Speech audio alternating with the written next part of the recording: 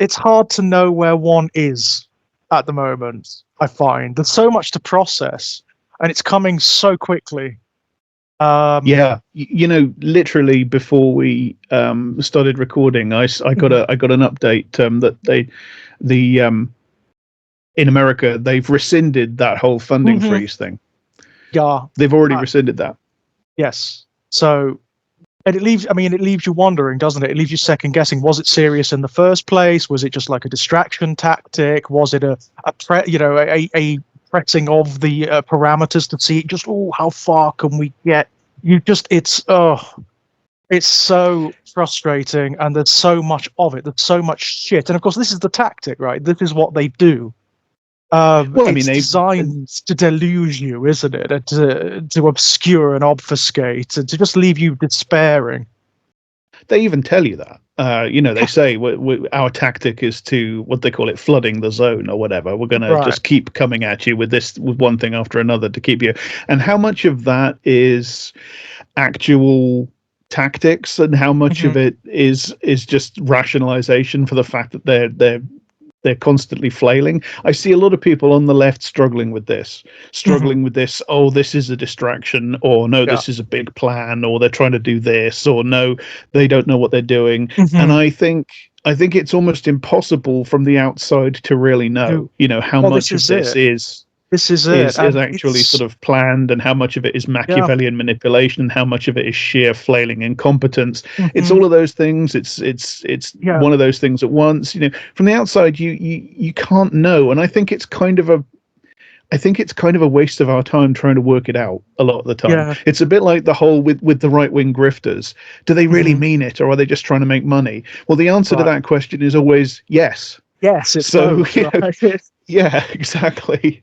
So I think also the implications are the same either way, right? The awfulness, exactly. the potential consequences are always the same. So it's a case of just tackling it, regardless. Yeah. Yeah, they are Machiavellian. They are idiots. They are clueless. They are scheming. All these things at once. Yeah, and like leave that for the historians to work out the exact nature of what people were thinking at one point, at any given point in time. The point is and I think this is actually, this thing with the funding freeze in the States is a really good illustration of the fact that fighting back does work, because that was a blatantly illegal. By the structure of the American government, the way it's supposed to work, and it's quite a radical thing to do, to hold these systems to their own account of themselves sometimes, to say, yes, okay, this is how you work, is it? Okay, we'll work that way then.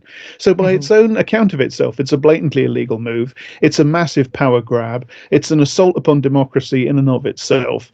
It's an incredible act of inhuman cruelty, and so on and so forth. And we didn't.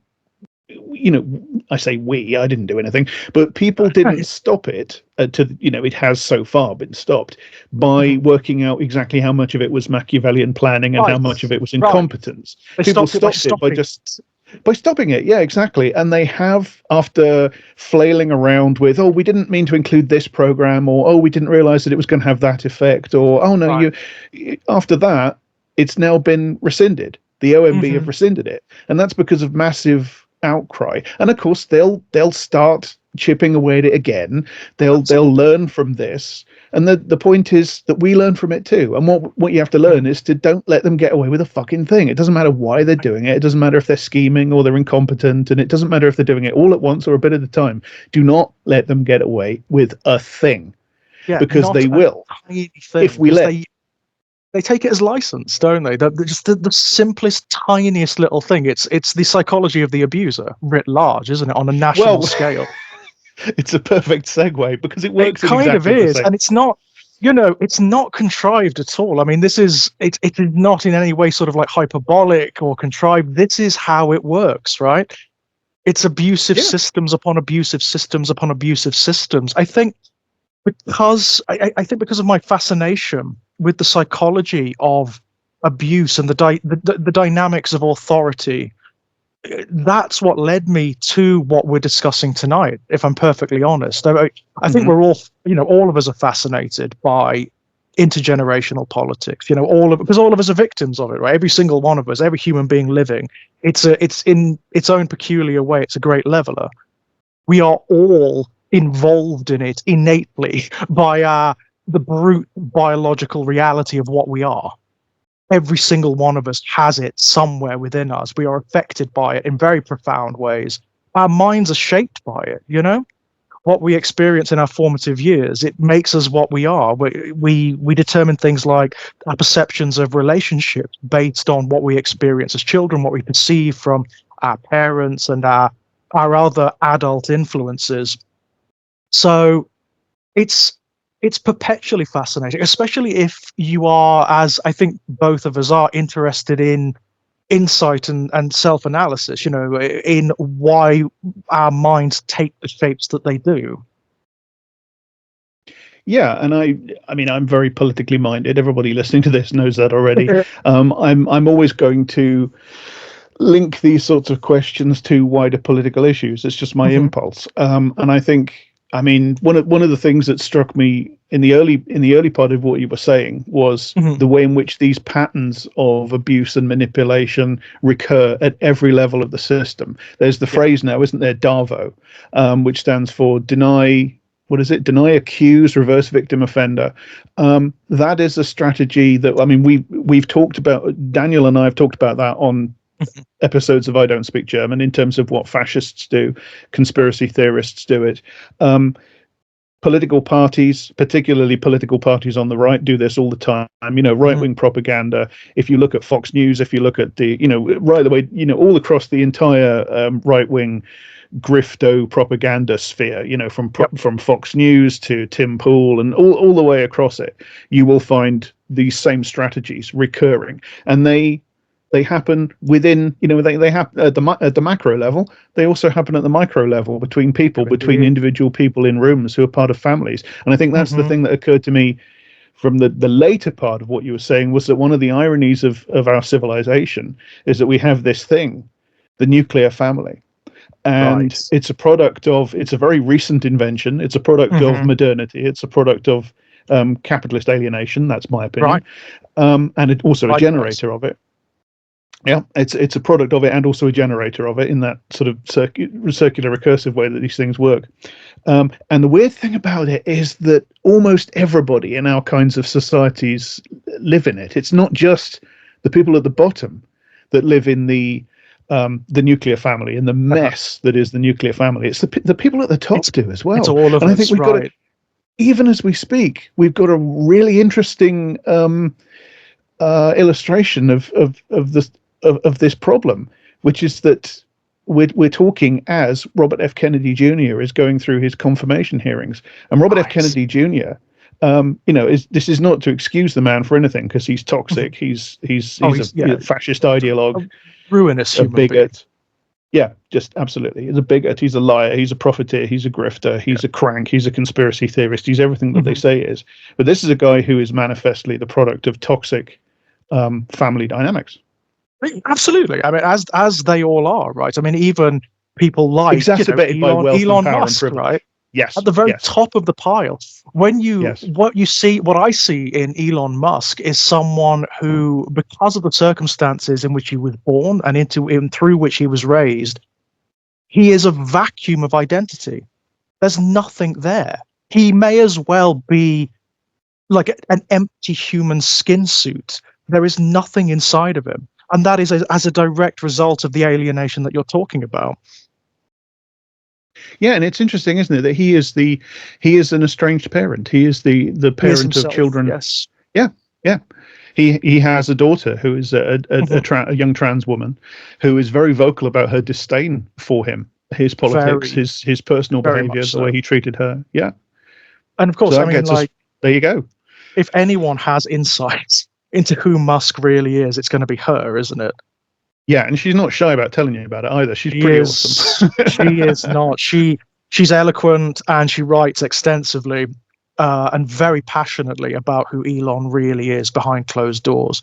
And And that aspect of the whole thing I find particularly fascinating. I mean, but for those who don't know, we are discussing I don't want to call it a recent phenomenon because it isn't. I mean, that's actually a narrative that the demographic we're going to be talking about actually invented for themselves. They sort of spun from whole cloth for themselves as a way of justifying their terrible idea behavior. that it's this new thing that's only just started happening is a key garbage. part of their own bullshit. Their sort of their own sort of narcissistic, self-justifying, distractionary bullshit. Yeah, it's a scapegoat. Ultimately, it's a way for them of deflecting blame and responsibility. Our kids who don't speak to us anymore, who have removed us from their lives, who have established that awful word boundaries. Ooh, we'll get onto it. How But dare boy, you. do they! Oh my God, do they hate that word? Oh my God, the temper tantrums. Build the wall, but not around yourself. Right. Yeah, it's a way that it's one of the many narratives that they use to justify themselves and to ultimately just deflect blame and defend the ego. It's interesting that we started talking about how you find these similar dynamics throughout the strata of society, and it's so true. This need to defend the ego, it's a narcissistic trait. And don't get me wrong, I mean, one of the things that you will find these estranged parents actually saying in a lot of their YouTube videos and their TikToks and when they're alone in their forums and they don't think anyone is watching, but guess what, we are. They will say things like that it's a recent phenomenon. This didn't happen when they were children. This was parents were respected and their children did as they were told and they were grateful to them, etc., etc., etc. I actually have an example from my own life. My maternal grandfather ran away from his family at the age of 15 because his family were abusive. Ran away, and that was it. He had no contact with them after that for the rest of his life. The rest of his life, it is complete garbage. But it is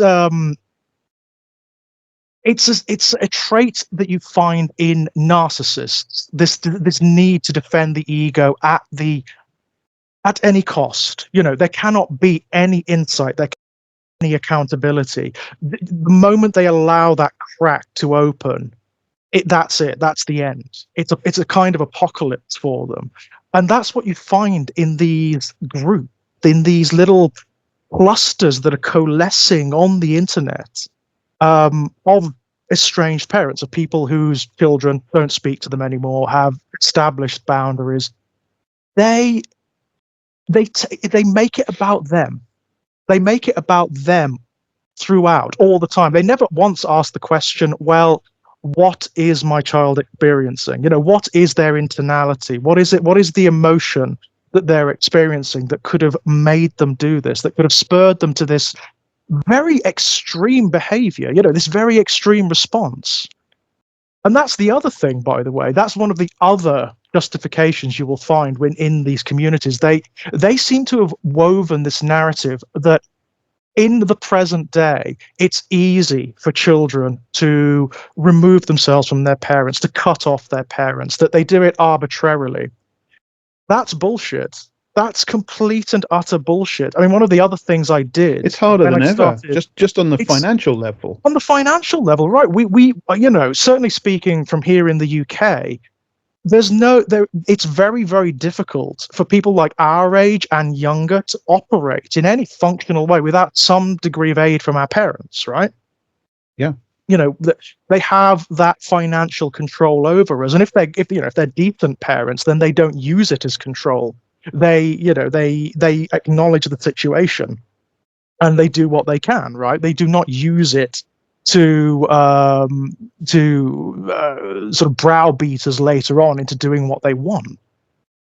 But when you look at one of the other things I did when I fell down, and I did kind of just fall down it arbitrarily, this rabbit hole, I went and looked at what this will happen. It's a complete accident, actually. It was one of Diane's videos came up when I was doing research for my psychology degree. It just came up in my feed, and I was like, what the hell is this? I'd Well, never she's really. what's that line from Faulty Towers? There's enough material there for an entire conference. The guy Oh, says about well, Basil Fawlty. There you go. That's Diane. You I could do an mean, entire psychiatric conference just about this one it's. person. I mean, Diane is amazing. I mean, there is some. I mean, she is absolutely incredible. She is one She's of quite something, isn't people. she? She really is. She really is. I can't. This is one of the things that happened to me when I fell down this rabbit hole and I started to delve deeper and deeper and deeper and engage with these people. Because, Diane, I thought was a satire. When I first saw her, I thought Yes. this is garbage. Yes. This cannot be sincere. This has got to be. It feels so irony laden, and yet it's not. No, it's It's real. not. It's Yeah. completely real, and it was a bit of an eye opener. I'll be honest. It's a bit of an eye opener. I mean, it's dragging it back a little bit. Mhm. It, I said at the start of this that we're all interested in intergenerational politics. We all have our own like intergenerational politics with our parents, and indeed our relationship to the notion of family and children, which are very personal, obviously. And I know for me that with regards to having children, it's quite complex. I have never wanted children. The very notion just I cannot. It's one of Yeah. those things that just has it will never happen. I cannot allow it to happen. But one of the reasons being I can't square it morally. I just can't. I've tried many times to square the notion of just conceiving children in moral terms, and I cannot do it. I cannot find a way of assailing it. So, um, one of my issues with it is the fact that it is always an imposition, right? The fact of conceiving a child is always an imposition on the child. The child has no say. There's no sort of preemptive existence in potentia where the child can look down and say, "Oh yeah, I concede to that. I concede to being conceived, and I want to be born into this world." It's not a Yes. gift. That's No. that. I mean, again, that's another one of the narratives that you will see not only from these parents, from estranged parents, but from generally parents in general. This is actually a cultural narrative that we've invented that Yes. conceiving and giving birth to children is a gift to the child. It isn't. In any rational terms, in any objective terms, it is not. The child has no say. The child cannot consent to that gift. It's an imposition, always and forever. You are imposing consciousness onto an entity. And Yes, and that the assumption is that the parent is therefore entitled to gratitude, and it's amazing like, how it's often. the I mean, other way around. usually it. It's the Yeah. other way around. Yes, but certainly when you listen to Always and estranged forever. parents talking, they're entitled to gratitude, and what they mean by gratitude Oh, is not actually gratitude. What they mean is repayment in material terms, yes. usually in terms of giving the parent your time Right. and your obedience and your emotional support and stuff like that. That's what They you mean owe them. That deference, don't they? They mean deference. What deference, I yeah, mean, what I've noticed servant about. service. Yeah, service, absolutely. And don't get me wrong. I mean, I do want to put a little disclaimer here and just say I know that relationships are always complex, particularly between parents and children, and there are any number of permutations of these relationships.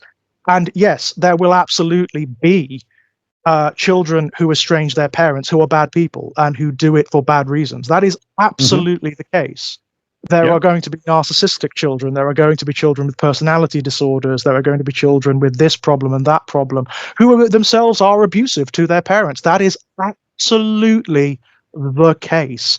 But that The doesn't thing really is, have any application here. We're talking no. about specifically children who estrange their parents because they cannot function anymore with their parents in their lives.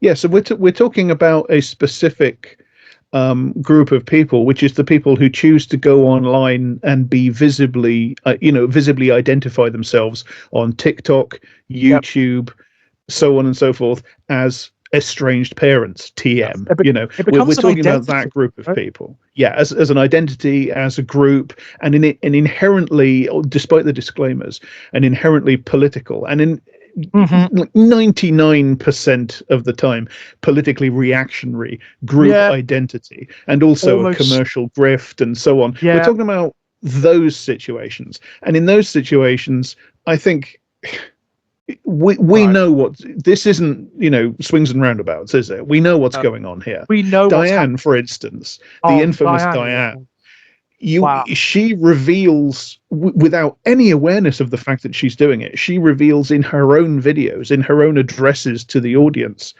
exactly what was going on in that relationship. This is it, right? You watch these videos, you watch these people, these parents, these estranged parents whose children don't speak to them, and often multiple children. That should give them some clue, shouldn't it? Yeah, One yeah, child, okay, there may have been, there may have been circumstances there. There just may be something there that's very peculiar to that relationship, and it just hasn't worked. That happens. Fine. Multiple children who have yeah. I like think it's gone. both of Diane's daughters are Oh, now well, estranged from her, isn't it? one of Diane's daughters ran away and joined a convent to get away from her. Jesus. I mean, that should be some clue, right? That should be some clue. But what I love about That's Diane, what young women in the Middle Ages used to right? do when they wanted to have some degree of independence in life from male patriarchal authority. That was, Yeah, in the medieval period, a young woman that wanted to have some kind of independent identity, an independent life of the mind or life of the spirit. She didn't want to be a wife or something in the patriarchal feudal medieval system. That's what right. she would do. She would declare that she wanted to be a nun, a novice, a bride of Yeah, Christ. So we've gone back to that. we've A gone. segment of the population have now Yeah, been driven to that extreme. we've gone medieval, Yeah, basically. Yeah, it's amazing. It's absolutely incredible. And that fact alone should give you some clue. But again, I mean, Diane is almost like the poster child. She's the iconoclast of it all. But you see it throughout the strata. You see it in every single forum and medium in which these estranged parents operate. You will see comments all the time, things saying like, well, my 5 kids don't talk to me, or this is I have this experience with my 3 sons or whatever. And it's like, you don't have any self-awareness at all, do you? And also the fact that they say it publicly on a public forum, and they don't expect people to step back and say, hang on, all of your children, all of your children do not speak to you. They will not allow you access to their lives because you have damaged them so profoundly, because your influence is so dark and toxic. All of your children won't have anything to do with you. Does that not make you step back for 1 second and think, I must have done something wrong? or even just entertain the possibility. Does it not give you Right. pause? And they get the same thing from their audience as well. Diane Yeah. talks about this, and you've looked into this more than I have, but I've looked a little bit at the infamous Diane. I've looked a Oh, little bit at this other woman, Laura Wellington, who goes by Doormat Mom. Matt They Mom with both, her book. yeah, Oh, yeah, they both do this thing where they talk about the overwhelming amount of hate that they get from commenters. uh-huh. And it's like, is that not a clue? Right. Most people who are watching your videos are telling you you're at fault here, your Uh-huh. behavior is bad. No, it's their haters. They've been brainwashed, etc., Right. etc. And They're a this, I mean, whole this is load the of other thing, narcissistic right? adult children, just like my narcissistic adult child. And that Right. only goes to prove their contention that this is this new epidemic of narcissistic, Mhm. entitled young people who have been brainwashed by therapists, etc., etc. Right, right. And of course, the reality is that young people and children just have access to more information now because of things like the internet, because they have access to therapy and so on. It is not that they've been brainwashed into leaving. Also, what is the end game here? That's the other thing. They go on about how it's this conspiracy to separate children from their family. Why? If that's Well, if you allow that, what's the end game? What do you think the conspiracy is, and where do you think it's coming from? Where's the centralized authority that you think it's coming from? And what's the end? What's the goal? Because that doesn't make Well, of any course, sense at all. this is how you end up on the specific grievance to fascist conspiracy theorist pipeline, because Hmm. you will start with your specific grievance, whatever it is.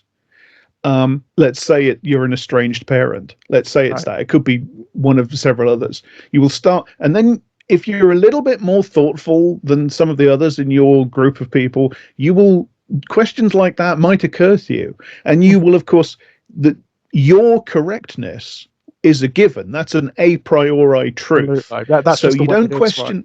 Yeah, you don't question that. So the questions that arise from it have to be answered in a way that's compatible with that underlying truth that you already Yeah. know. So you rationalize. You find Yeah. this is where intelligence is deadly, because if you're a little bit more intelligent, you can find very sophisticated, persuasive ways of convincing yourself of bullshit. So you Hmm. come up with all these arguments that plug exactly these logical gaps in your own worldview without undermining the central assumption of your own correctness and moral perfection. And this is how you end up. And I think Elon Musk is a perfect example of this. I don't Hmm. think it's the only thing going on with him, but I think this is part of it. You end up at fascist conspiracy theories about shadowy groups of people that are controlling education and controlling Hmm. the therapy industrial complex, which is a phrase that Diane uses in her infamous now deleted video. Anything she doesn't like, she just calls it the X industrial complex. Yeah. You end up with these conspiracy, and you end up with, if you chase it far enough, if your narcissism is so great and your ability to bullshit yourself is sufficient, you end up at the international Jewish banking conspiracy and the Great Reset and all this Right. stuff. That's how you get there. I mean, that's the thing. You see that in real time in Diane's infamously deleted video, right? Where she goes from at the beginning talking about very personal experiences about like her, her estrangement from her children. And then by the end, she's got to black professors at universities, and this is going to lead to another Holocaust. It's like, what? Diane, what are you talking about? It's amazing, that video. It really is. I Isn't it? think I think people should watch that. I I- think people yeah. should watch that, because you are watching the process of somebody talking themselves into one of these species of fasci conspiracist bullshit in real time almost. I mean, I know it's Real scripted and time. but that's what it's like. It's like you're Yeah. watching a brain in the process of fooling itself into these conclusions. Because as Yeah. you say, she gets from my daughter went no contact via therapy industrial complex and university industrial complex and Abigail Schreier, the Uh-huh. turf gender critical bigot who wrote the bullshit book about trans kids, and Yeah. then wrote another bullshit bigoted book about how Gen Z are all mentally ill and it's all the therapist's fault. Right. She goes through that, Abigail Schreier, through to college campuses are hiring unqualified people because they're black, DEI, Wow. the oppression Start talking Olympics. about She starts talking about surgery at one point, doesn't she? She starts talking Yeah, about how hospitals are hiring like unqualified people from ethnic minorities. And it's like, yes. Diane, how have you got here? Like, Well, she's what are talking, you as I trying? say, it's like she's talking herself into it as you go, and Yeah. it's so familiar. You're hearing the same Yeah. stuff that you hear from all these people. As I say, Uh-huh. she gets to DEI, and then you get to the idea of the oppression Olympics. You get stuff if your ancestry is correct, if your ancestors were oppressed, Wow. unless the infamous bit where she says, unless you're a Jew, because nobody cares She about the wait. Holocaust. So there's the Oh. whole left anti-Semitism conspiracy theory, and then Mm-hmm. it's they're telling you that you need to transition to be a girl because you've got toxic masculinity, cancel culture, and then by this point. I'm watching this open mouth because it's like a Yeah. checklist. I'm just checking them off. These Yeah. things I've heard 100 times before in the fasci subcultures. We get to the fake Voltaire quote about those Yeah. who can make. I mean, it's not quite fake, but you know what I mean. They all come out with this It's crap, yeah, and then they do. it's somehow we've gotten from my kid went no contact to America is about to have a new Holocaust or a new Mao's Great Leap Forward or a new Holodomor from all this. And she's got in her video, she's just putting it on screen all these dreadful old all this dreadful old footage of Yeah. dead bodies. And it's just Yeah. you are morally deranged. You are absolutely deranged. And what I love is she is, to a degree, she is conscious of it, because she did take that video down when she started getting backlash, not only from the usual suspects, i.e., from us, but from everyone, even from people who were originally her supporters, who are maybe not quite as deranged as she is. Well, she's not hiding her power level, as the fascists say. No, she definitely isn't. But She's it just is coming out with amazing. it. But yeah, I absolutely agree with you, Jack. By the way, if you haven't, if you really want to understand what we're talking about, if you want to see this derangement in real time, if you want to see almost like a microcosm of it happening in real time, go to YouTube and type in Diane estranged parents deleted video. Well, I mean, this is, you will be watching somebody from within MAGA, from within the American fascist movement, and we know she is, because in the very first video she did about this, she talked about, well, she did the "my daughter broke off contact with me, and it was just about politics," Just and about politics. what the I'm hell's not a politics? political Politics isn't of person. any. Right, Yeah, I'm I'm not not a a political political person, but it person, was. she says. We saw loads of this after the election. We saw a backlash of women telling their husbands, "I want a divorce because you voted for Trump," and stuff like that. It was all over social media. I mean, it's obviously it's being exaggerated for clicks and stuff like that, but it was happening. We had people uninviting their relatives from Thanksgiving because they voted for Trump and stuff like that. And you had this rash of people going, "I don't understand why she wants a divorce, or they don't want to know me anymore. It's just politics." Politics is who lives and who dies. Politics is who eats and who doesn't eat. This is not a just thing. She does that at the start of the first video, and then she says, "Oh, it's just, she said she didn't want to have a relationship with us because we voted for that guy." We're obviously talking about Trump. Meanwhile, she's putting little clips of the daughter's email, the severing of contact email, up on the screen, and she's got a voiceover that's reading it in a sort of petulant child voice, and all the clips are overlaid upon each other to make it sound like this great big incoherent jumbling mess of complaints. But you can just, if you look through it, you can see you can get glimpses of what the daughter is actually trying to say. And she's not saying, "I hate you because you voted for Trump." She's saying, "You gaslight me, you invalidate my emotions," and stuff like that. And Diane is just steamrollering all this, and she's just making it, oh, she just doesn't like that we're Trumpists. So she is definitely, her and her husband, they're definitely MAGA, they're definitely Trump. If you, seriously, if people want to see how white America, middle class white America, talks itself into supporting 21st century fascism, you could do a lot worse than watch that video, because she's laid it out for you. She's laid out the thought process from personal grievance through all this extrapolation, the entire, the defining atrocities of the 20th century for her are just an expression of the fact that her daughter doesn't want to talk to her anymore. Yeah, right. And it's bound up with this notion of dominionism and control, isn't it? That's ultimately what it is. Her daughter, in every element of her videos, and this is why she gets so much backlash, she thinks she's being subtle in these videos. She thinks somehow that she's going to, and she hates, by the way, she hates being called a narcissist. And okay, yes, I'm studying psychology at the moment. You cannot diagnose someone with narcissistic personality disorder from a video.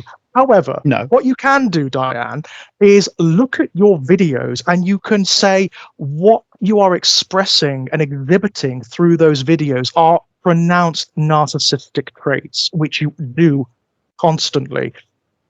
For example, she thinks she's being very subtle. She thinks she makes these videos are really cultivated, by the way. Diane makes videos, like she's got multiple channels across YouTube where she does all sorts of stuff. She does like arts and crafts. She's like, she's jack of all trades, master of none. So she cultivates these videos, that she knows how to edit, she knows how to utilize video to elicit emotion. And they're very produced. There's lots of B-roll and sound effects and stuff like that. Music, including. I just want to mention this in the. I'll let you finish, but in the original video where she's talking about this, her and her husband are reenacting scenes. They're filming themselves acting, getting the email. Wow! What is wrong with you people? What is wrong with you? I mean, I have no problem per se with someone who's someone whose children have estranged themselves going to whatever forum they like and expressing it, because yeah, I'm sure it's awful. I'm sure it's a terrible, terrible thing.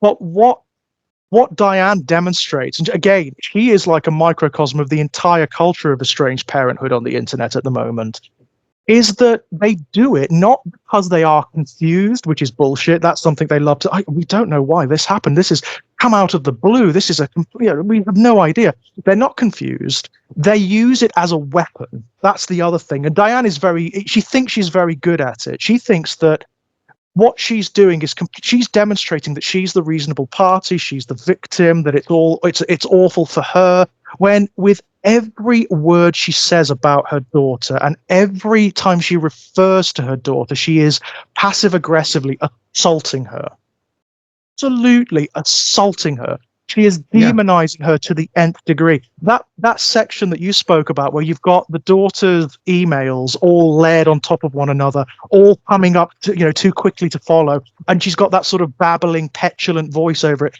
What she's doing there is demeaning her daughter. She is basically doing what a lot of these estranged parents do, which is she's taking agency away from her daughter. She's basically saying, my child, and thereby every child, by extension, every child that chooses to put boundaries in place, to estrange from their parents, they cannot have made a considered decision because they are not people. They're not real people. They don't have minds of their own. They cannot possibly make a considered real decision for their own lives. It must be X and X and X. It must be because of this exposure, because of this influence. It must be because of this or that. It cannot possibly be, Diane, anything that I've done. It cannot possibly be. I can't, people like Diane can't even consider it. Can't even consider it. I mean, one of the other people we'll be talking about a little later, Dr. quote unquote Joshua Coleman, who is an estranged father who wrote a book about it, and he's made a whole and unfortunately very successful grift on providing seminars and therapy and counseling, such as it is, for other estranged parents. She read Coleman's book, and she says in one of her videos that she couldn't finish it because it obliges the estranged parent to take too much responsibility. Now, I've read Coleman's book. Wow. And I've watched Coleman's seminars. And Coleman is a fucking grifter. He is nothing but a fraud. The man is a complete fraud.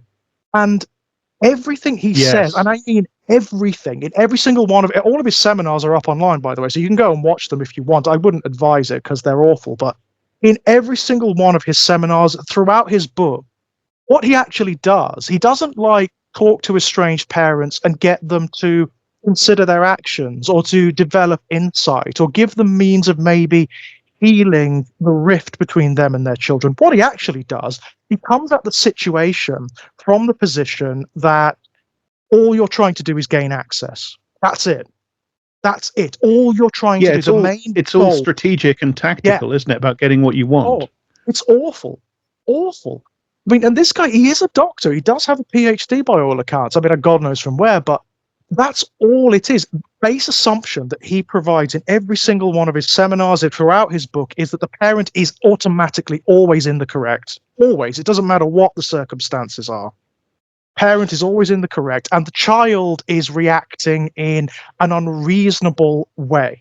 And what he says to the estranged parents is, these children are so entitled and so unreasonable and so damaged by modern society and by therapy and by university and by internet culture that you're never going to win. So what you should do to gain access to their lives is lie to them.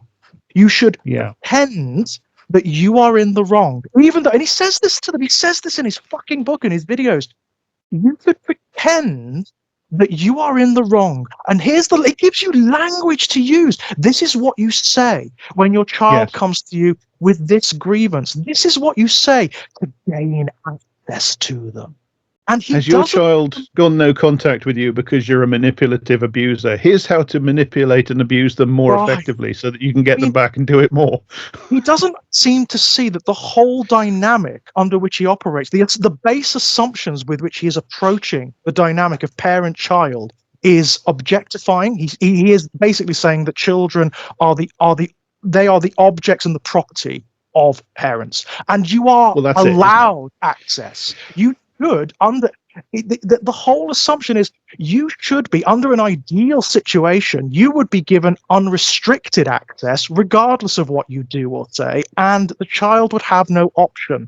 However, because we live in this basically Babylonian fallen society where everything is Yes. inverted and wrong, not like the good old days, by the way, which is another thing he harkens back to, when parents could do whatever the fuck they like to their child and get away with it. Good old days, right? The good old days. Yeah. We don't exist there anymore. So here's what you've got to do. You've got to lie. You've got to put on this pantomime where you pretend contrition, because all you really want is access. That's it, right? Once you're in, you can start working, yeah? You can start To get doing, control back. start getting control back, exactly. And he hates it, but the whole dynamic is narcissistic. It is the language of a narcissist. This person is my property, and I'm not just going to let it go. I can't let it go because my ego won't allow for that. I am going to find a way in. I'm going to find a way back. And by the way, anyone who has ever been involved with a narcissist, whether they're a parent, whether they're a spouse, right? You know what they're like. I mean, my last relationship was a narcissist. He was a awful human being. And yeah, this is what they're like. They are so petty and spiteful and cruel, but they can be very sly. They will find a way. They will find a way to sort of worm their way back in, even if they have to lie and pretend to do it. But you know what? The lies and the pretense and the pantomime doesn't hold up for long. This is the other thing Dr. Joshua Coleman doesn't really understand. Narcissists and abusers in general, people who operate from this authoritarian dynamic, they can't maintain the masks. They just can't. It will come out. And what's going to happen, by the Well, way? they fundamentally don't think they should have to, do they? So as soon as they think they've got control, they drop That's it. the mask because they think, I shouldn't have to pretend. You should just do what I Right. want and do as I say, whatever. Regardless of what I do or what I say. Also, Doctor, what is going to happen when the parent, say the parent succeeds using your techniques where they haven't changed, they haven't developed any insight, or they haven't looked back and said, well, maybe I shouldn't talk to my child like this, maybe I shouldn't have done this, maybe I can approach this from a different perspective. They won't have done that. Not with your therapy, they bloody won't anyway. Or taking your advice, they won't. What happens when they get back into the relationship, when the estranged child looks at them and says, oh, maybe they have changed because they're putting on this pantomime.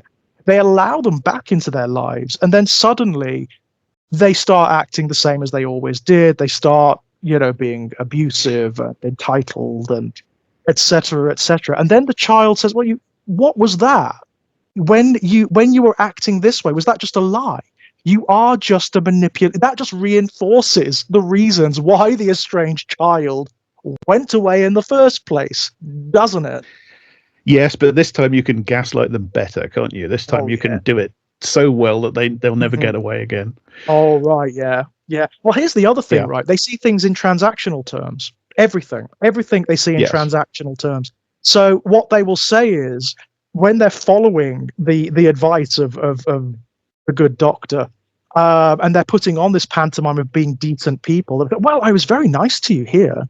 But what are you talking about? Look, haven't I been good to you? Haven't I Oh, earned yes.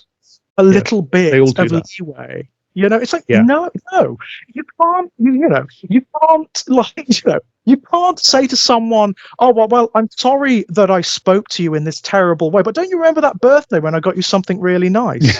It doesn't, that's not the way it works. We look at each experience in and of itself, yeah?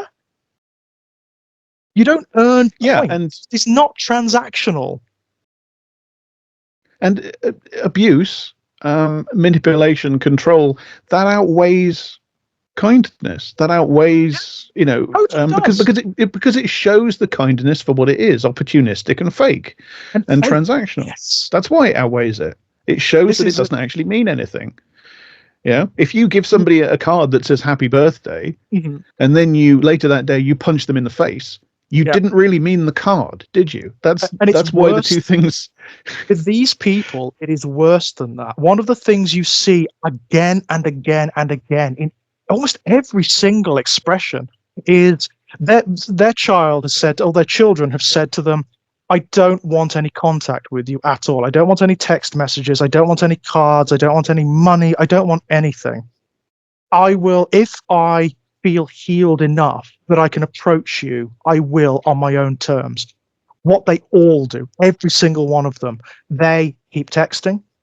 They send them texts on their birthdays. They send them cards. They send them things.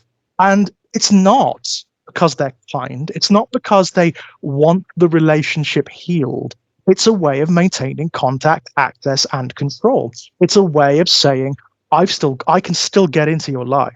I'm still here, Yeah. regardless of how you reject me, some of them, and this is amazing. Some of them I came across. This mother, this one mother I came across, it really was a case of, no, you need to get a restraining order. This woman's a psychopath.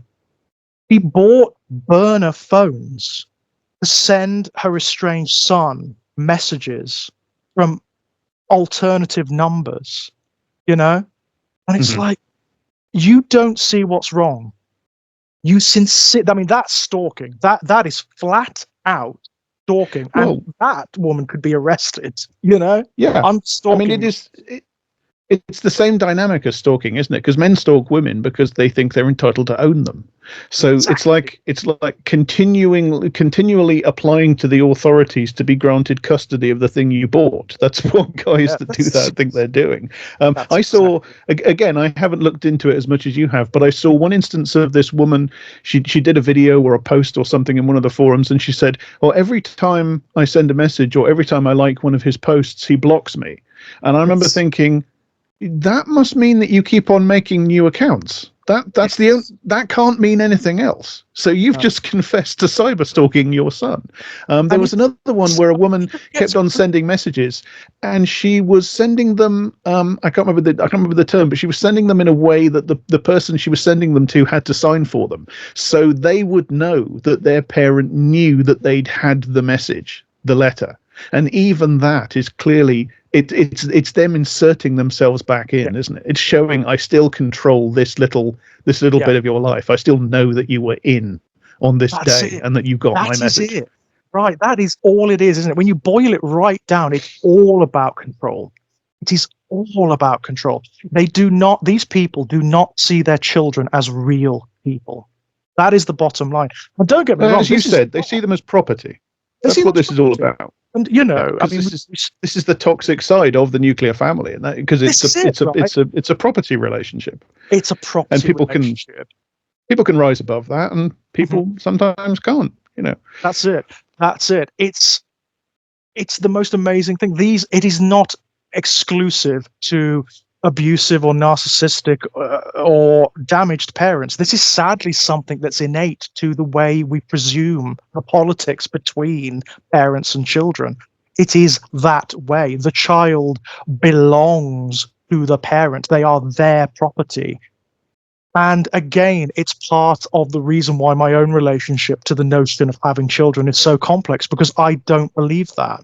I don't believe I own people. I don't believe I Mm. own people when I'm having relationships with them. I mean, I'm polyamorous. Mhm. And part of the reason is I have issues with the notion of owning people.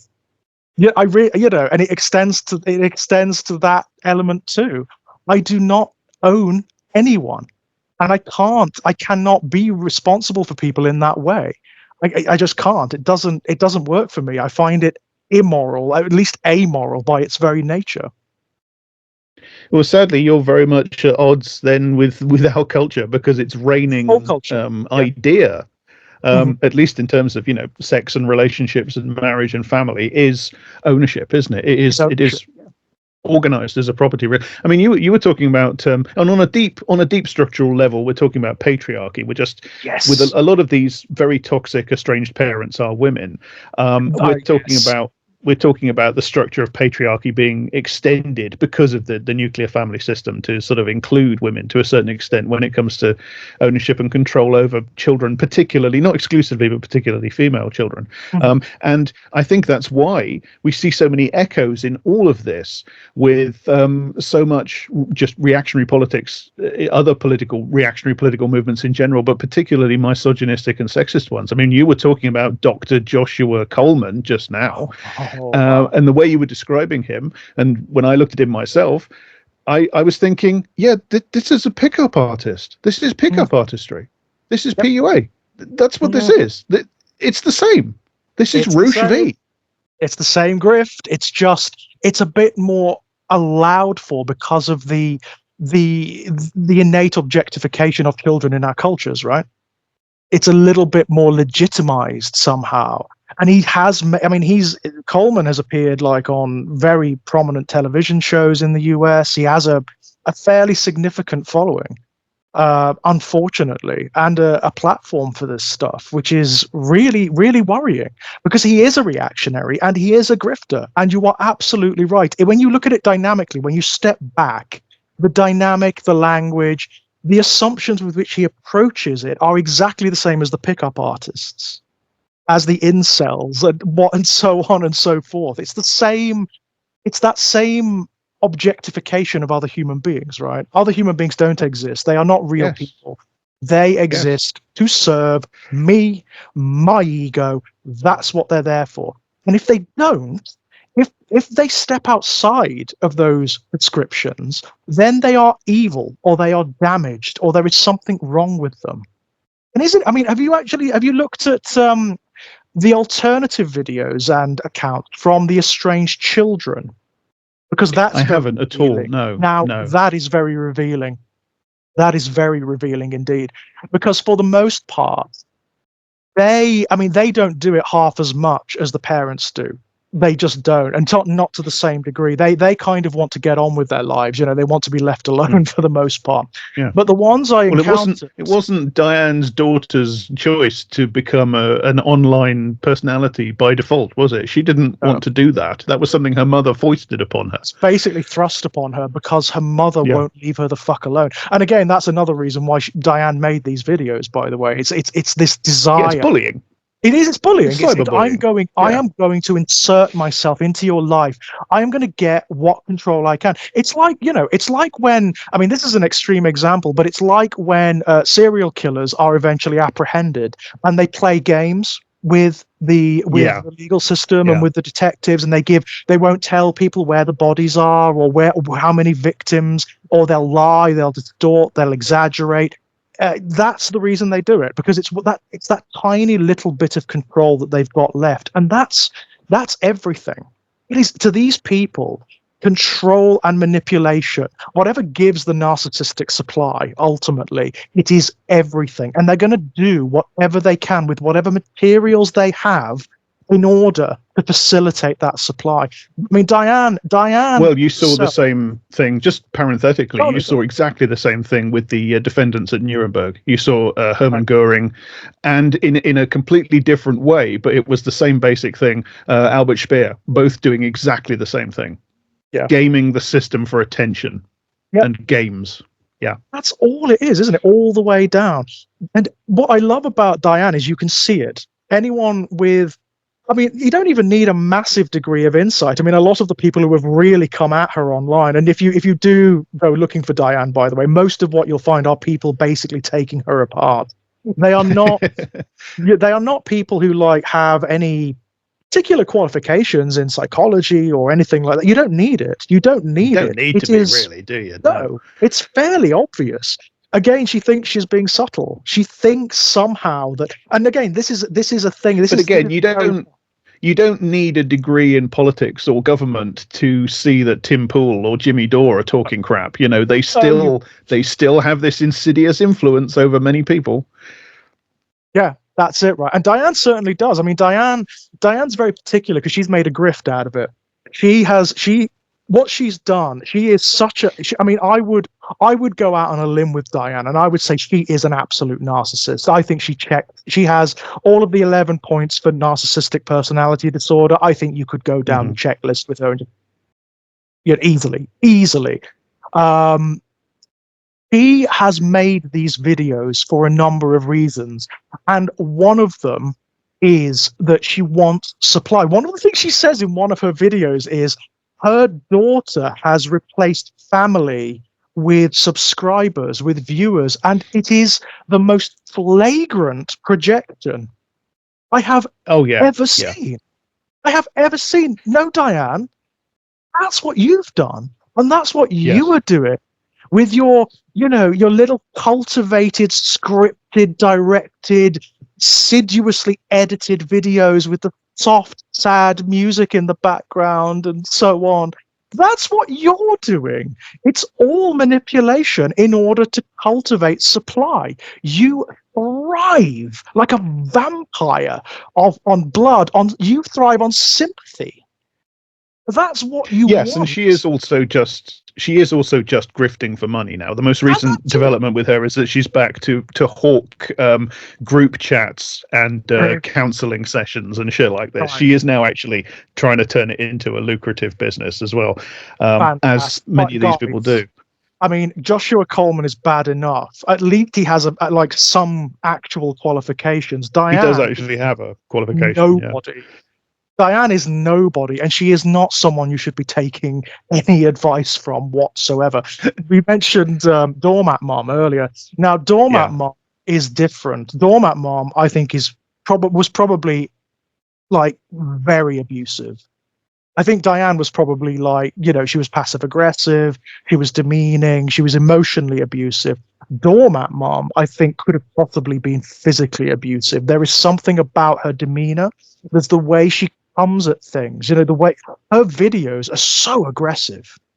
She's very aggressive. She actually calls her children ungrateful bastards and stuff like that in the book and in the videos. Bastards, and again, she's very, very right wing. She's far right. She's been on Fox and Friends. She's been on Sean Hannity. She's been on Dr. Phil, who is something of a nexus figure here because he's also played host to Dr. Joshua Coleman, and he's currently, as we speak, down inserting himself for clicks and views into Trump's racist ethnic cleansing, ICE raids and deportation methods. And she's very, I believe, anyway, maybe you'll correct me if I'm wrong, but she's very right-wing evangelical Christian as well, isn't she, Doormat Mom? She is exactly that. She is of the opinion. I mean, she is one of those particular. I mean, this is quite common amongst like evangelical Christians, but she's one of these people who's made God out of her own ego, basically. Yeah. Well, when she says that's God, that's what these people are talking about. When these people talk about God, and this is not Christians as a whole, I'm talking about these specific people, these sorts of people. Types of Christians. When they talk about God or Jesus or Christianity or the church, they're talking A, about white supremacy, and B, about the almighty me. That's what they actually mean. That's exactly it. That is exactly it. He calls her children. I mean, Diane, okay, she at least attempts subtlety. She attempts some subterfuge. Doormat Mom doesn't. Her whole shtick is, I'm the parent. It doesn't matter how abusive I was. It doesn't matter what I did or what I said. I can do what I like because I'm the parent. And also, I am God, right? In my own head, my ego Diane is pagro. Doormat Mom is just aggro. Yes, exactly that.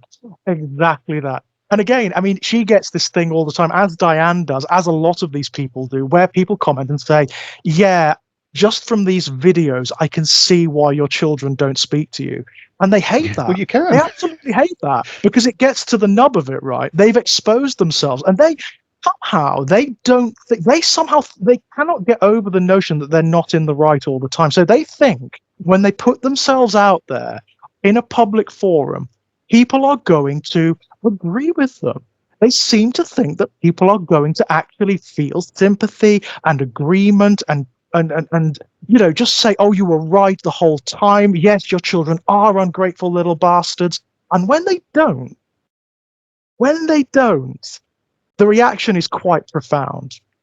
It's quite profound. I mean, Diane did a very infamous reaction video to people calling her narcissists, where she was basically, she revealed herself completely. The narcissist came out, and it was, I don't give a shit. And it's like, yes, Diane, that's the most honest thing you have ever said in any of these videos. That was honest. That was honest. You don't. You actually don't. You don't give a shit about what any other human being says, including your children. You care about yourself. You care about your own ego. You care about what feeds the supply and nothing else. And it's obvious. It's obvious to everyone. Yeah, and they're so intent upon, because these comments, they confront them with the fact that they're not normal. Their behavior is pathological, Right. and they're so intent upon insisting that that's not true. That's why they end up with these gigantic conspiracy theories about. I mean, Diane did in her infamous sort of now deleted video, she comes up with figures about how much family estrangement there is that are ludicrous. They're ridiculously inflated. If you believe these people when they talk, most people now in America are estranged from their kids, and it's all because of this, because their kids are ungrateful, spoiled, petulant, mentally ill, and so on, and that's all the fault of therapists. They have to come up with this, essentially, right, again, another right-wing conspiracy theory to cover up the fact that they are abnormal. They are pathological. They're not. This is what their dynamics are abnormal. Yeah. Yeah. They can't stand the fact that what was normalized in their household is actually completely abnormal. They just cannot abide it. So they come up with these justifications, these narratives in their mind where what's actually happened is their children they've gotten wider contexts. Maybe they've gained insight. They've gained insight. Yeah. So they've visited, like, they've maybe got a spouse or a partner, and they've seen the way their partner's families are. Because that's the other big thing as well, by the way. That's the other narrative that my child was poisoned by their partner. Yes. Yeah. And their partner's family. Well, actually, all that really happened was their child saw a better family dynamic, a more sincere, a more loving family dynamic, and was like, this can be, we can operate this. This is the other thing, and this is heartbreaking, by the way. It's absolutely heartbreaking when you read the accounts again of the estranged children, or when you watch their videos. One of the common things they express is they have this Saul on the road to Damascus moment where they go away to college, they get a partner, or they just have a friend whose family they're around that is different from their own. And they realize the way I'm being treated is not normal. Yeah, that you hear that over and over again. I thought it was normal. I thought all families were like this. You hear that over and over again. Yeah. Over and over and over again. And it's like, wow. And that, of course, that is a lifetime's work, ironically, of therapy. That is a lifetime's work of you're never going to get over it, but of learning to deal with that, because those normalizations come up in your own mind again and again and again. There is, of all, I mean, I've watched so many videos, I've read so many posts and books and whatnot at this point, and I've come across a grand total. When it comes to the estranged parents, I've come across one out of all of them who is actually really quite good. I can't remember her name offhand, but she's on TikTok, and she says in her videos, I was damaged by a very toxic relationship with my parents. And this is not an excuse, but I did not deal with that damage. I didn't have the opportunity to deal with that damage before I had my children. And as a result, I brought that poison and that damage to my relationship with my children. And as a result, they don't speak to me anymore. And she's very good. She's very open and eloquent about it. She says, and that is on me. That is on me. Well, she's the exception that shows up all the others then, isn't she? She shows that it is possible to do this. Yeah, absolutely. And I mean, what I loved about her was she talked about how, in order to have a relationship with her children, and she said, like, this is up to them, by the way, this is not up to me anymore. If they want to come to me, and then they will, and it's up to them, you know. But I am preparing for that. I am looking at what is wrong in me and what I did wrong when they were children, when I was rearing them, and I'm trying to do it better. I'm trying to be better, and that's brilliant. I mean, you know, that's wonderful. That's what you should be doing. But she is the exception. She is absolutely the exception. The vast majority, unfortunately, certainly if the little sort of like forums and cultures and covens and cabals where these people are coalescing, if they are anything to go by, the vast majority of them they cannot allow for that degree of insight. They just, not even an iota of it. They cannot allow for it, because to allow for it would be to bring the whole house of cards down, of course. It would just destroy the ego completely. And we can't have that, unfortunately. We cannot have that. Yeah, and you can tell that that's what's going on, because they say the same. They say that about their children. They, as always, it's projection. The accusations are confessions. They say the same thing. You know, the children cannot question their choices, because if they did, their whole house of cards will fall down. They say that about their kids. So, I mean, that's incredibly revealing in itself. They don't the thing about they the third say it. They want it. They want it. Oh, this is the other thing. They're vengeful. These people, they cannot move on. I mean, this is the other thing, right? These people, they are at a particular arrested stage of development. We all know, we all have in our lives those people who are sort of stuck at like a teenage level. Yeah, we know those people. These estranged parents, they cannot accept that their relationship with their children will inevitably change as their children grow older. They want their children to be like 8 years old forever, where their child is absolutely dependent upon them for everything in their lives, including the way they act, the way they speak, the way they dress, the way they think and feel, and so on and so forth. They cannot accept that their child isn't a child anymore, that their child has developed into their own identity and their own personality, and therefore, and I'm sure it is painful. I'm not a parent, but I'm sure it is painful when your place in that child's life shifts and changes, and you become a different person to them, because that's inevitable. That is always going to happen. The minute your child hits those teenage years and they start, they go through that very, very painful metamorphosis where they're working themselves out, where they're determining their own identity, that's when your place in their life is going to change. And if you're healthy, if you're a decent person, then you roll with that, right? You roll with that. You help them, and you try to work out what your new place is. And hopefully that develops into something good when they're an adult, These people, these estranged parents, they cannot have that. They hate their children for growing up. They hate their children for not being children another. That healthy dynamic is dependent upon viewing the other person, the child, as fundamentally, another human being, albeit a child, etc., etc. The problem is precisely that they don't view, I mean, probably anybody in their lives, but of course the child is the one over whom they have the most direct personal control and power.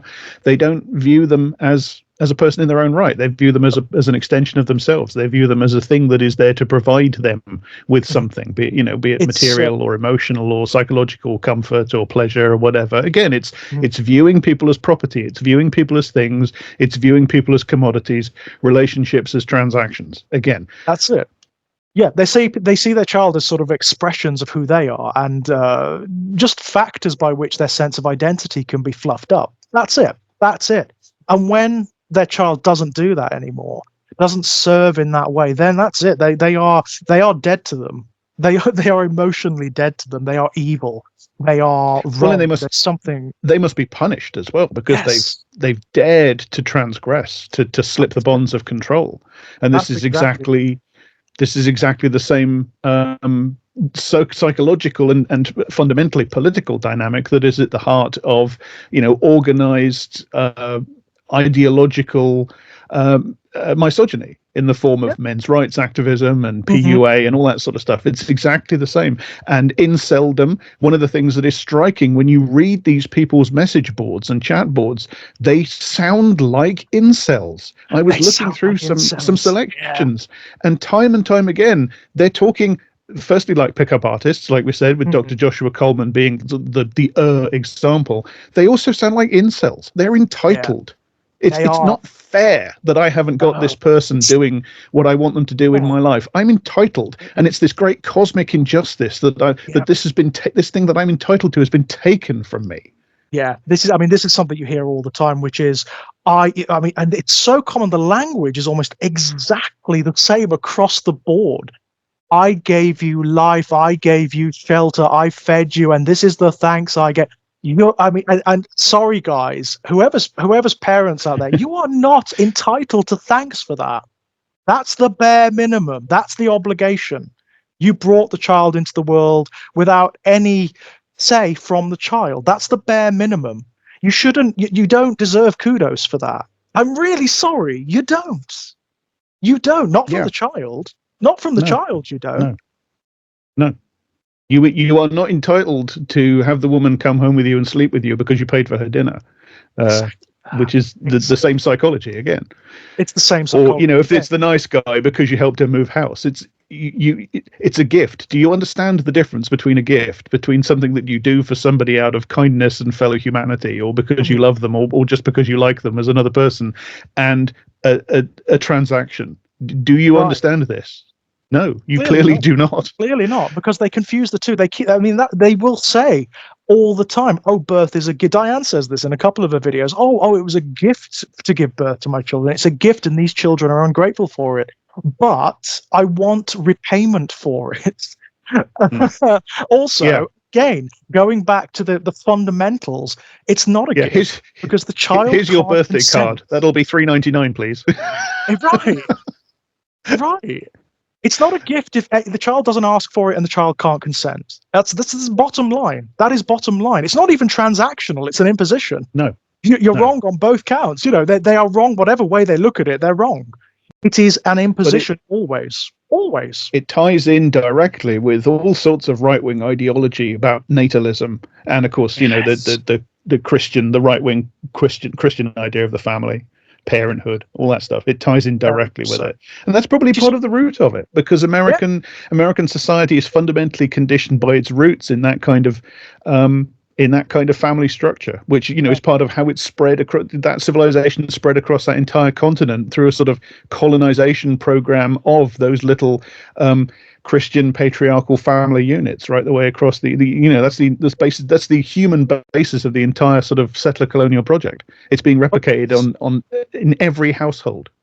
It is one of the more interesting aspects of the wider situation, isn't it? When you look at the notion of the nuclear family, and you look at the way our cultures enjoin us to engage in these particular narratives, i.e., especially if you are, by the way, straight, this heterosexual, you have to do this at this point in your life. You seek after, you get your job, you get your house, you get your car, and then you have children. That's just the way it is, right? That's the way things are. Yeah. But we are not, and the reason we're not given these contexts or this language is because it's corrosive to the entire structure. We are not enjoined in any, we're not even given the context to question that, to ask, well, do I want to do this? Is this what I want to do? And B, why? What is the imperative to have children at this point in my life? And and also, like, am I good enough? Am I good enough to bring a consciousness into the world and be responsible for its shaping? Again, this comes back to my own perspectives on having children and the innate immorality of it. Am I good enough? No. No, I'm not that arrogant. No. So just I one mean, of the reasons I wouldn't have them. I suppose you could say nobody ever is and nobody ever has Well, been. right. And yeah, Yes, I think that's quite true. Is that an extinctionist argument when extrapolated to its utmost? Kind of, yeah. But I think if my perspective is, if we could do away with this bullshit patriarchal sort of pseudo Abrahamic honor thy father and mother bullshit, where all the power, all of the onus is on the parent, where everything, the parent is God in the eyes of the child, basically. mm, If we could do away with that and we could look at it in a more objective sense, which is children are always, their existence is impositional. They don't ask for it. None of us do. None of us do. We don't ask to be conscious. We can't, because of the way we work as life forms. And as a result, the power dynamic is always skewed towards the abusive, whether it's subtle or not, right? It's just the way it is. If we could look at it in that way, then I think we would have a healthier perspective on what family is and the way we interact with our children. We wouldn't be coming at them as though, oh well, they're just arbitrary things that just happens in our cultures. You have children and that's it, and this is the way they are, which I hate, by the way. That's another thing I fucking hate, the arbitrariness of it. But also we wouldn't be looking at them as though they owe us things. yeah, So yeah. they you should be grateful for the house and for the fact that you exist. No. Sorry, from the perspective of someone who is not a parent and never will be. I mean, this is the other thing that's going to be thrown at us, by the way, Jack. I'm sure it will be. Well, you're not parents, so how can you possibly know? Yeah, what right do you have to comment? What right do we have to comment? Well, we are children of parents. We've existed in that dynamic, so we know what it is, and we experience it in every aspect of our culture every single day. You can see it. And by the way, being outside of it to some degree gives you scope. It gives you some perspective on things. I mean, I do have a very particular perspective on this because I work with families whose children are made in such a way that they often can't operate in what's considered to be a normal nuclear family dynamic. They are by their very nature sort of deviant and corrosive to it because they're not the same as everyone else, right? And part of our job is reorganizing parents' assumptions of what parenthood is so they can cope with that. And that gives us a very particular perspective. Also, queer. Being queer gives you a really interesting perspective on this dynamic because queer children are really interesting. We are always sort of outside because of our nature. We're forced outside, right? We're outside the fishbowl looking in. The narratives that apply to our cis and heterosexual cousins and siblings largely don't apply to us. And that is both a good and a bad thing. It's a bad thing in the sense that it leaves us flailing for identity throughout much of our lives. We kind of, we suffer with that quite profoundly. But it's a good thing in the sense that it gives us perspective on what those narratives do and the more negative aspects of them, which I think it's often more difficult for people who are engaged in and involved in those narratives. So people who are parents, obviously, they're too close to the situation. They're already invested. They already have bias because when you're a parent, you identify as a parent, right? That's what you do. Yes. It's the whole thing. I mean, it's so fascinating to me. That's what I tripped down this rabbit hole. By the way, as I say, I encountered Diane on my feed, and I encountered a couple of the others, and then that was it. That was it, and it's fascinating to me on a number of levels. I mean, there is that prurient sort of like, oh my god, how awful can these people get? What degree, yeah. There is I have to confess, my own fascination is a good part sort of, looky loo at a road accident. There is that to confess. And it is, I mean, it's one hell of a road accident because there is no bottom of the barrel. When you think you've seen the most awful thing a parent can say or do to their child, it gets deeper. It gets deeper and deeper. What you want to do, guys, if you really want to see them with their masks off, You want to go into the forums or the Facebook threads or whatever, where they think people aren't looking. When they Well, think they're in one another's company, yeah. then you What they see, say to each other when they think we're not listening. wow. Wow. They would absolutely have, for the most part, they would absolutely have an authoritarian state. They would have it mandated in law that Well, children cannot leave their parents, cannot, unless their parents kick them out, obviously. Then they can go. this is how these. I mean, my answer to the challenge, what right have you got to comment? You haven't got children, you don't know. Would be, you people are choosing to try to have an effect on the world I live in, a political effect. You are putting out videos, making Yep. political statements, and political, putting forward your political theories, and you're trying to influence people. Apart from the fact that I have a right inherently because I live in the same world as you, and you don't have to earn Exactly. your rights; they're just yours by definition. Yep. They don't, they're not natural phenomena. They're not in the genes, but we create them. So they exist. So we all have them. Apart from that, you are trying to affect my world. I mean, you had children. That affects my world. You have Exactly the right to that. have children, but it does give me the right to say things like, I think we should have universal free education, because I don't want to be I don't want to live in a world that's full of children that other people chose to have that haven't been educated. And I don't Exactly. want to live in the world that you people put forward. I don't want to live in the world that you want to make. And if you, as you say, that they have an almost overwhelmingly they have a reactionary authoritarian view. And I think Wilhelm Reich talked a lot of shit, but I think there's a core of what he wrote about the mass psychology of fascism, which is, there's still some value in it. And I think what he wrote about the authoritarian personality coming from the authoritarian family, being, and Eric Fromm as well wrote about this. I think these things as being part of. I think Deleuze and Guattari wrote about it as well. Actually, these are part of the sort of the basic cell activity of how you get to authoritarian right-wing societies. And you people are actively involved in, this is where you come from, and this is what you're trying to do. That gives me the right to comment on it. Absolutely. And you talk like incels, you talk like QAnon, you talk like MAGA, you talk like anti-vaxxers, you talk like all these people, because you are. That's just what you are. You're just a different species of the same thing. Exactly Even down, that. you have all the right, these people have all the right-wing narratives.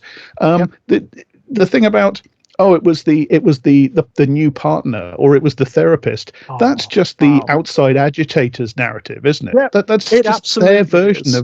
of that.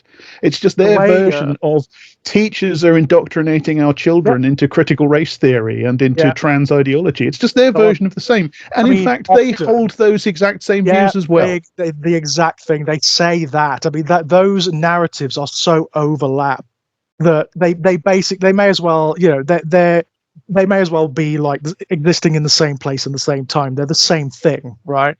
But yeah, that's one of the things that surprised me so much about it. Well, it didn't surprise me, but it was interesting the degree to which it was so overt that it is just another pipeline, or rather, it's another expression of authoritarian ideology, and obviously, therefore, aligns directly with fascism and with other movements. It does, yeah. Because this is how the, fascism works now. Fascism is not a monolithic, single party phenomenon now in the 21st century in the way that it was in the places where it took power in the early 20th century. It's different now. It's the same essential phenomenon, but now it's diffuse and rhizomatic because we live in the age of digital tribes and social media. It's changed. It's adapted because that's what it does. It mutates to fit its social situations.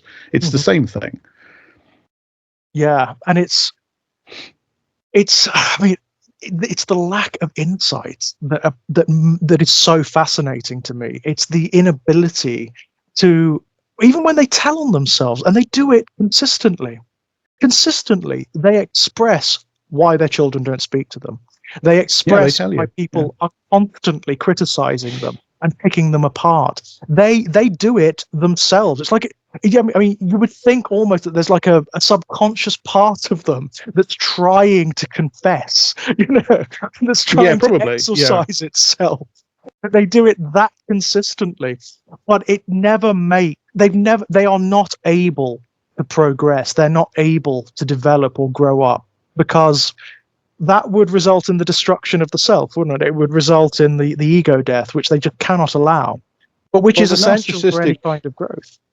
the narcissistic self is an overinflated balloon, isn't it? It's big and bloated, but all it takes is a tiny pinprick and the thing explodes. Yep. That's it. That's it. And by God, oh wow, they cannot take criticism. One of the other things I love about them is that they have this thing about this obsession about going through the comments on their videos, and their threads, and making them and they respond really aggressively to them, really aggressively. They never engage. They never actually engage. They just respond with aggression and denialism and the usual stuff. The scapegoating, the distractionism. Again, it's exactly like fascist content creators. It's exactly like all the MRA content creators that used to be all over YouTube and the Gamergate. They act like Gamergate. They act like Gamergate, and this is why we can't afford to be too complacent about these people. Because I mean, I don't see in the estranged parents movement and sort of imminent threat of massive influence. It's one thread of, as we were saying, it's one thread of a very thick rope that our culture is trying to hang itself with. But everybody thought Gamergate was just this ludicrous, disgusting harassment campaign. I don't mean that, but they're in government now. Gamergate is now in government in the United States. Yeah, no, you're absolutely right. And of course, I mean, the other thing about the estranged parents, unlike Gamergate, the estranged parents movement has potentially really catastrophic influence, because you can see like other parents or potential parents finding them and their perspectives on parenthood being corrupted, and the potential fallout there is huge. It's absolutely huge. And again, you also get the automatic alienation of younger generations. The other these guys, the estranged parents, they are going to be way more active than the estranged children are. The estranged children, they just want to be left alone. They just want to get on with their lives. Yeah, they want to get on with their new lives. They want to be, but the estranged parents, they are active. They are going to do and if it means getting involved in politics, that's what they're going to do. If it means like trying to influence culture or going on Sean Hannity or whatever, that's what they're going to do. And it is already commercializing. It is already turning into a grift mill, an industry, as we say. Diane's at it, Doormat Mom, Joshua Coleman, in exactly the same way that Pizzagate and QAnon turned into this gigantic content mill of alternative influencers and stuff. The kind of stuff that the Conspirituality podcast covers. This, in its own, still at the moment, small way, is doing the same thing. It's converting itself into an online industry, an online content stroke propaganda mill in return for money. Yeah, and that makes it particularly dangerous, because of course when you're going to get the other types of psychopath and grifter coming in who have no real emotional investment in the movement at all, one way or the other, but just see a way of making money and gaining influence, of which I'm sure there are already quite a few out there. Yeah, well, as we kind of opened the show talking about the forlorn nature of the enterprise of trying to pick this sort of stuff apart. How much of it is cynicism, how much of it is fanaticism. The truth is they're just aspects of the same thing. You can't pick them apart. Cynicism and fanaticism are two sides of one coin. They always go together. Same hydra, isn't it? It's the heads of the same hydra ultimately. Which is an unfortunate metaphor, because of course when you cut the head of the hydra off, two more grow. It's a case of cauterizing the next stump, if you want to torture the metaphor to the nth degree. Well, I always think, like with the Hydra, the thing to do is to maybe not try and kill it by cutting heads off. Maybe attack a different part of the body. I don't know. Go for the heart. I'm not a classical hero, so maybe I just don't understand these things. But it seems like cutting the heads off isn't working. So maybe. Maybe it's time for a change of tactic. Maybe so. And it's easy to despair, isn't it? I mean, one of the things I will say to anyone who, as a result of this video, goes looking into the whole estranged parents thing, be aware. It can be triggering, especially if you have experience of something similar. Oh, the other thing I wanted to talk about, actually, one of the other tactics they use is they love to reframe the parameters of abuse. One of the things you'll hear them all say is just like right-wing white people exactly, redefining racism so that whatever they've done or said, they're never guilty of it. Yeah, exactly. You'll hear them say, "Well, we may have been this or that, but we were not abusive. We were," and it's like, well, first of all, define your terms. What do you mean? When you use the term abusive, what do you mean? And also, when you say we may have been this or that, what do you mean? And also, I mean, just throwing it all out there, you don't get to define the parameters of abuse. No. You don't get to define the parameters of abuse. The victim gets to define the parameters of abuse. The person who is harmed gets to define the parameters of abuse. And if what they say was you were this damaging, you were so damaging that I can't even be around you anymore, I can't even have contact with you anymore, then that's abuse. It doesn't matter whether you like the word or not, or whether, what they often do is they will categorize. They don't perceive themselves as abusers, so they can't be, can they? Of course, and they will categorize abuse in these very narrow parameters. For them, it's got to be physical abuse or sexual abuse. It cannot. If it's not that, then it's not abuse. It's not abuse. Again, exactly like, well, I didn't join the Nazi Party. Trump isn't actually the leader of a party called the National Socialist German Workers' Party, so he's not a fascist. So I didn't actually burn a cross and call you the N-word, so I'm not a racist. So I'm not a racist. Yeah, absolutely. Yes. Yeah. Oh my God, it is again dynamically exactly the same. The other people who get to not define but sort of thrash this out in a conversation and put it forward for us as a society to make our minds up on the question of what is or isn't abuse are of course people that study it, scholars and academics and therapists who study it and actually engage in therapeutic practice, which is why these people hate those people so much and blacken them and slander them and lie about them and say that they're all engaged in this conspiracy to attack parents. To destroy the family for no reason. By the way, they're just demonic. It's a bit like the Satanic Panic, isn't it? Where it's like, This is something I wanted to mention because I mean, again, it ties directly into all these reactionary narratives, the anti-intellectualism and all that sort of thing. They will attack therapists unendingly. Now, you and I know therapists very far from perfect. You only have to look at the thing you just raised, the Satanic Panic. That was, oh my God, it's a complex story. It wasn't just therapists, and of course it wasn't all therapists, but there were some therapists who wittingly or unwittingly, again, we can't pick these things apart necessarily, cynically or fanatically or some combination of the two, manufactured false memories of abuse, manufactured false charges of satanic sexual abuse and stuff like that. There's an extensive literature about this. It's a fascinating subject, but it did happen.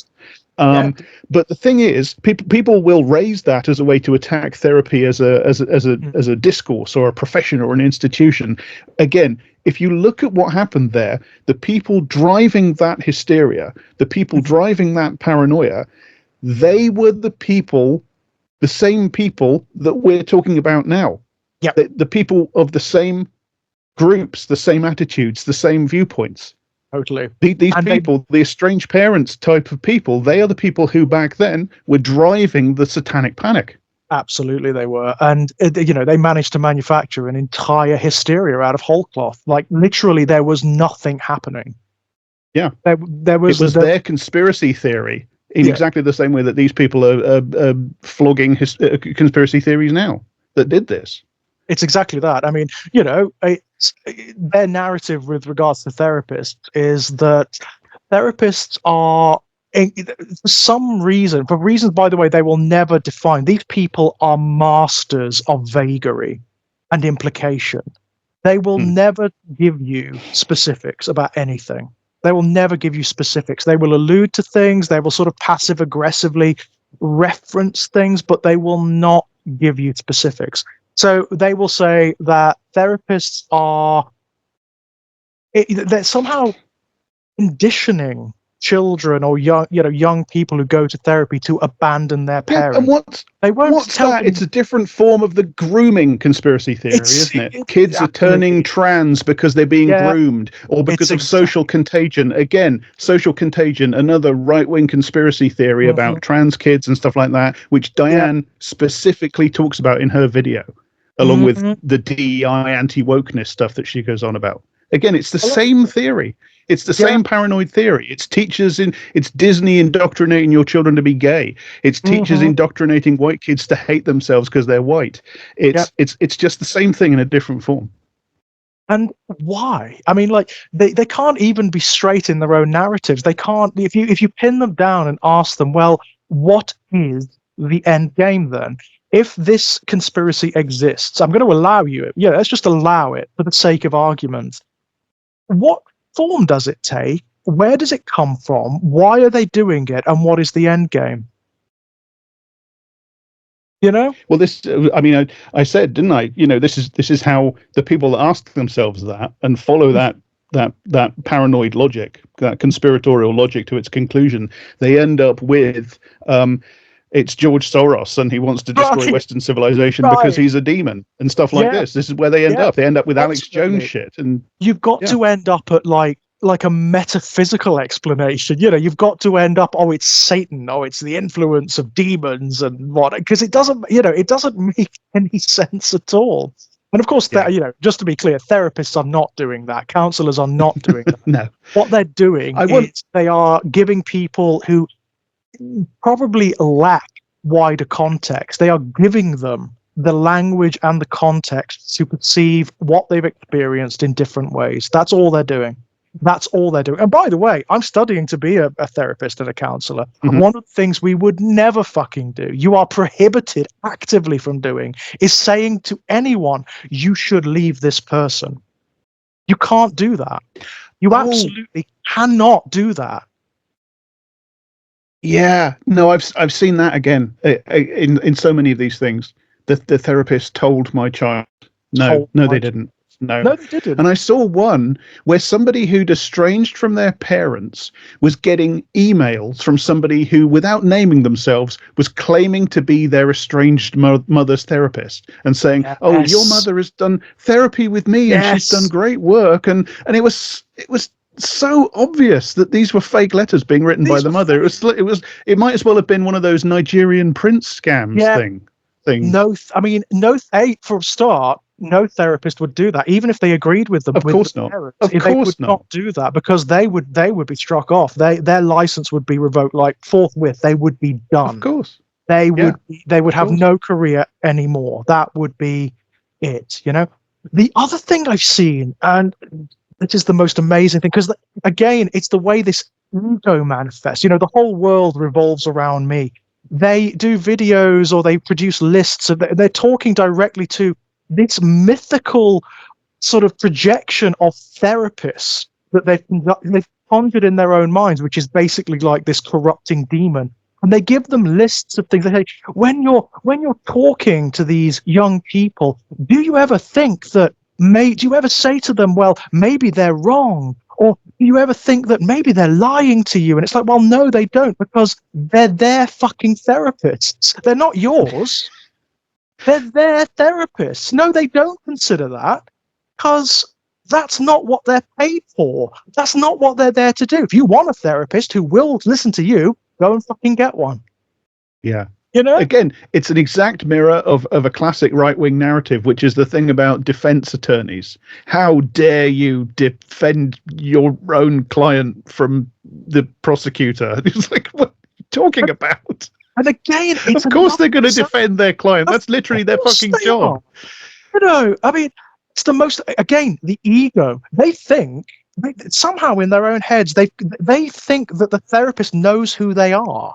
Outside of the therapy sessions, they think that somehow the therapist should be aware of them and what they're thinking and they're feeling, because they can't conceive of other people as real.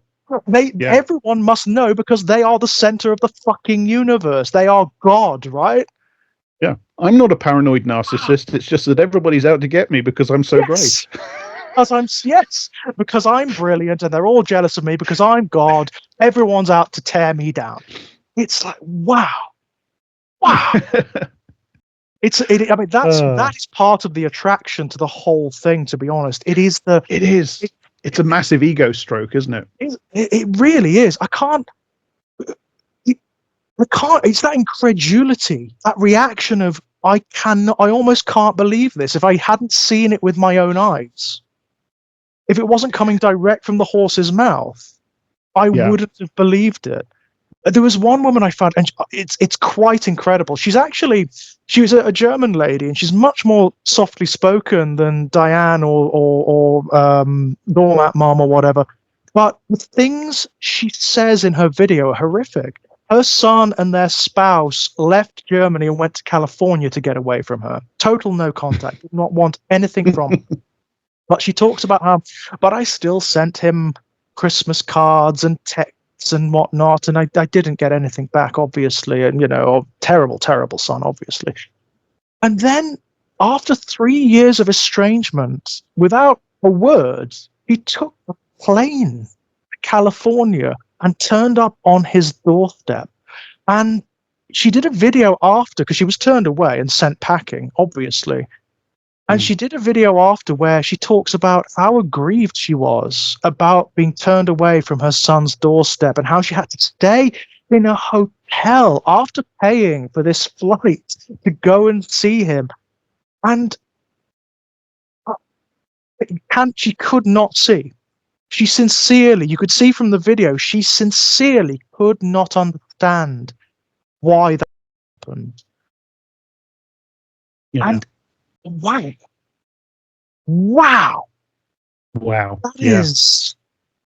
That is scary. That to me is actually quite frightening, I've got to say.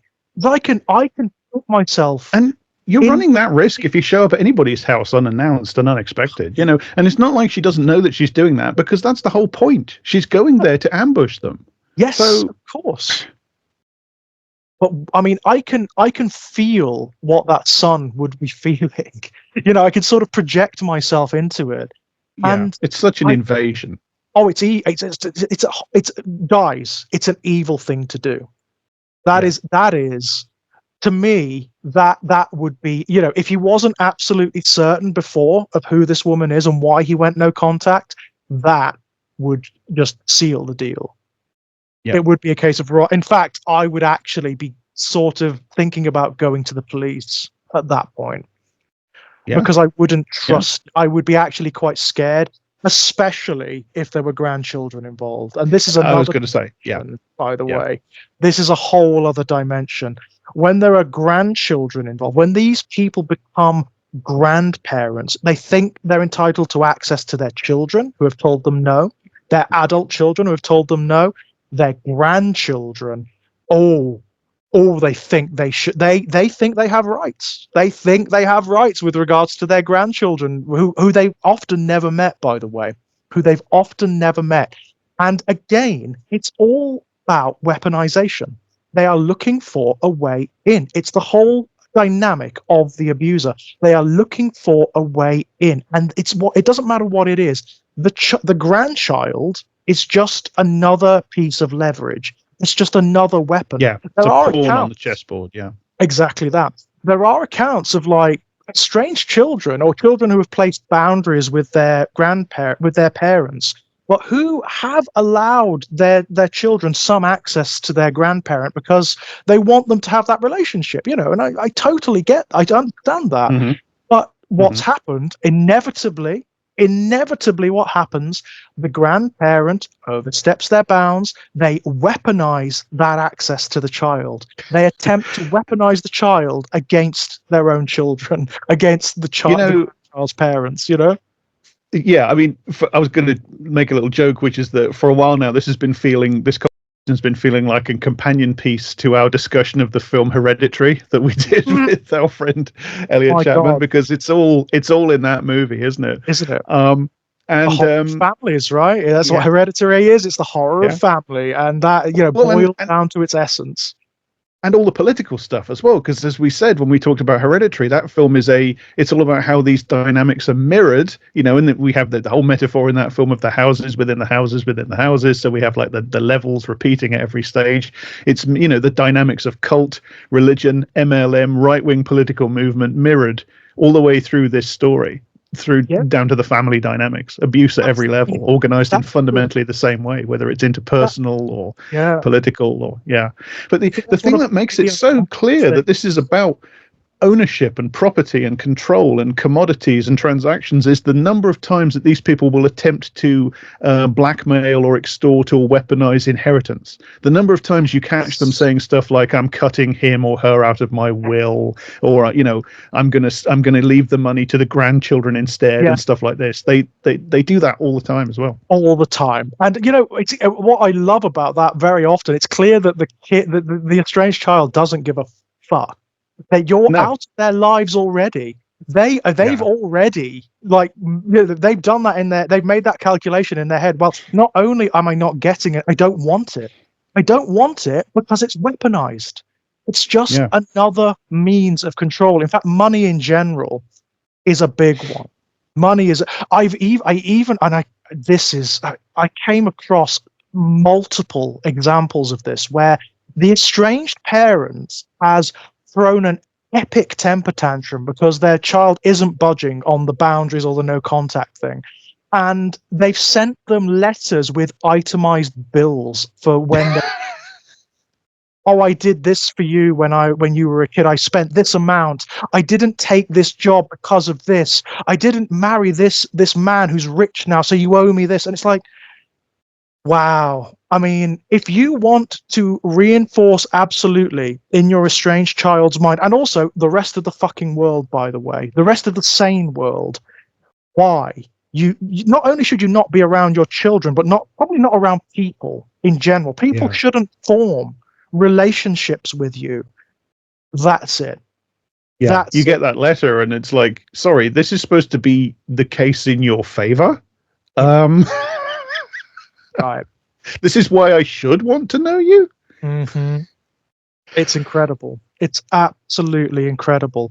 I mean, and again, this is what they do. They weaponize absolutely everything. They will weaponize the rest of the family. I mean, one of the really sad things, one of the calculations that children who are considering going like complete no contact or going completely estranged have to make is they are likely going to lose more than just the parents, unfortunately. Because the minute you make that decision, they're going to be on the phone, they're going to be texting, they're going to be emailing, and they're going to be giving long litanies about what an ungrateful little bastard you are and how you did this and did that and said this.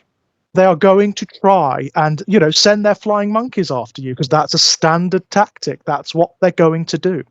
They're going to try and turn everyone against you. And sadly, it is often quite easy. It is often quite easy for them to do because, again, it's very close to the way narcissistic abusers work, domestic abusers work.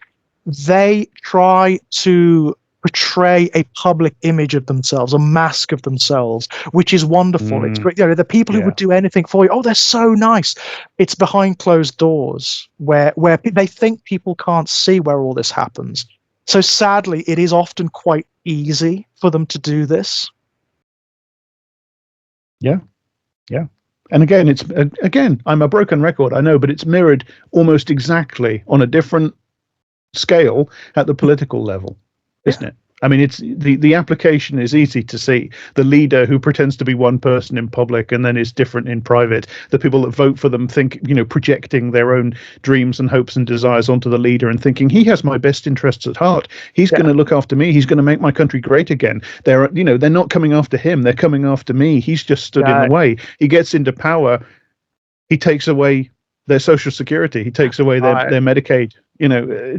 Just because he wouldn't piss on them if they were on fire, literally. Because they're not human, right? They're and then if anybody that talks against it, the flying monkeys are sent. It's exactly the same. These things work exactly the same at every level of the system. They do. They absolutely do. And that's also the really difficult thing about it. What children who are going estranged, going no contact are doing is they are fighting history. They're actually fighting the mechanisms of society.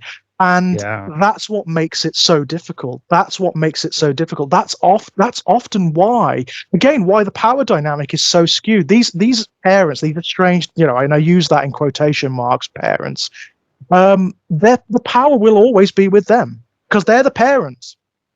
They're the fucking. That's the other thing I want to say Yeah. to them always. Whenever they're whining about what their child said or did or whatever, you're the parent. Sorry, that's the bottom line. You're the fucking parents. Yeah, and then that's exacerbated, as we were saying earlier, by the generational thing with the way the economy has changed. They're going to be the ones with the money. They're going to be the ones Yeah. with the property because they grew up in a world that allows them to accrue a certain degree of, in a class position and a race position, etc., and an economy that allowed some people, including them, to accrue a certain amount of property and money, as opposed to generations of people now who have grown up in the shadow of the Great Recession and everything. And everything after it. Just constant collapses, right? Yeah, absolutely. Where it is just a scrabble to survive, right? And whatever little comfort you can get, you take. Yes, that conversation. I reconnected with a lot of my cousins recently who are of a similar age, and that conversation is something almost all of them have had with their parents at some point, and they all come out with the same conclusion, which is they can't see it. They can't see it. They were born. Their parents were born into a time of relative economic prosperity, where there are loads of new markets like the computer market and whatnot. There were booming industries. There were largely very sound and solid structural safety nets. There were things like free education, etc. Houses were very easy to get, on a single income, and the outgoings were just nothing like what we're paying now for just like having a rental property on your own. They cannot see it. They cannot wrap their heads around it that things are different now.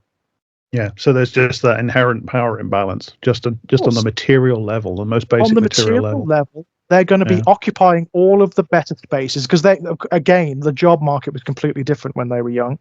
They're going to be occupying the better paid jobs just by not universally, obviously, but generally speaking, they are going to have property. They are going to have, not only are they going to have the property, they're going to have the better properties, right? Yeah. Well, certainly, the high profile estranged parents in the movement are, it's a solidly upper middle class phenomenon. It's solidly, and I don't think that's not an accident. It's not. It's primarily white. Not universal. And actually, one of the other more interesting wrinkles in the whole thing is when you have different cultures of parenthood coming in. That's very interesting because that throws in a whole other dynamic, which I don't feel qualified to speak on, in any great detail.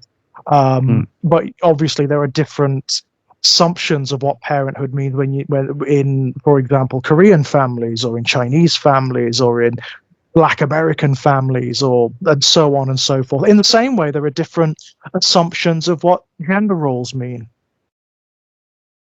Well, there's been a great deal of social and cultural change in people's attitudes over the last few decades, and it's been the result. And we in many respects we're living in the gigantic backlash against it now. But it's been the work of activists and ordinary people, fighting for change and so on and so forth, and they have shifted attitudes on a great many, nowhere near enough and imperfectly and so on, absolutely, but.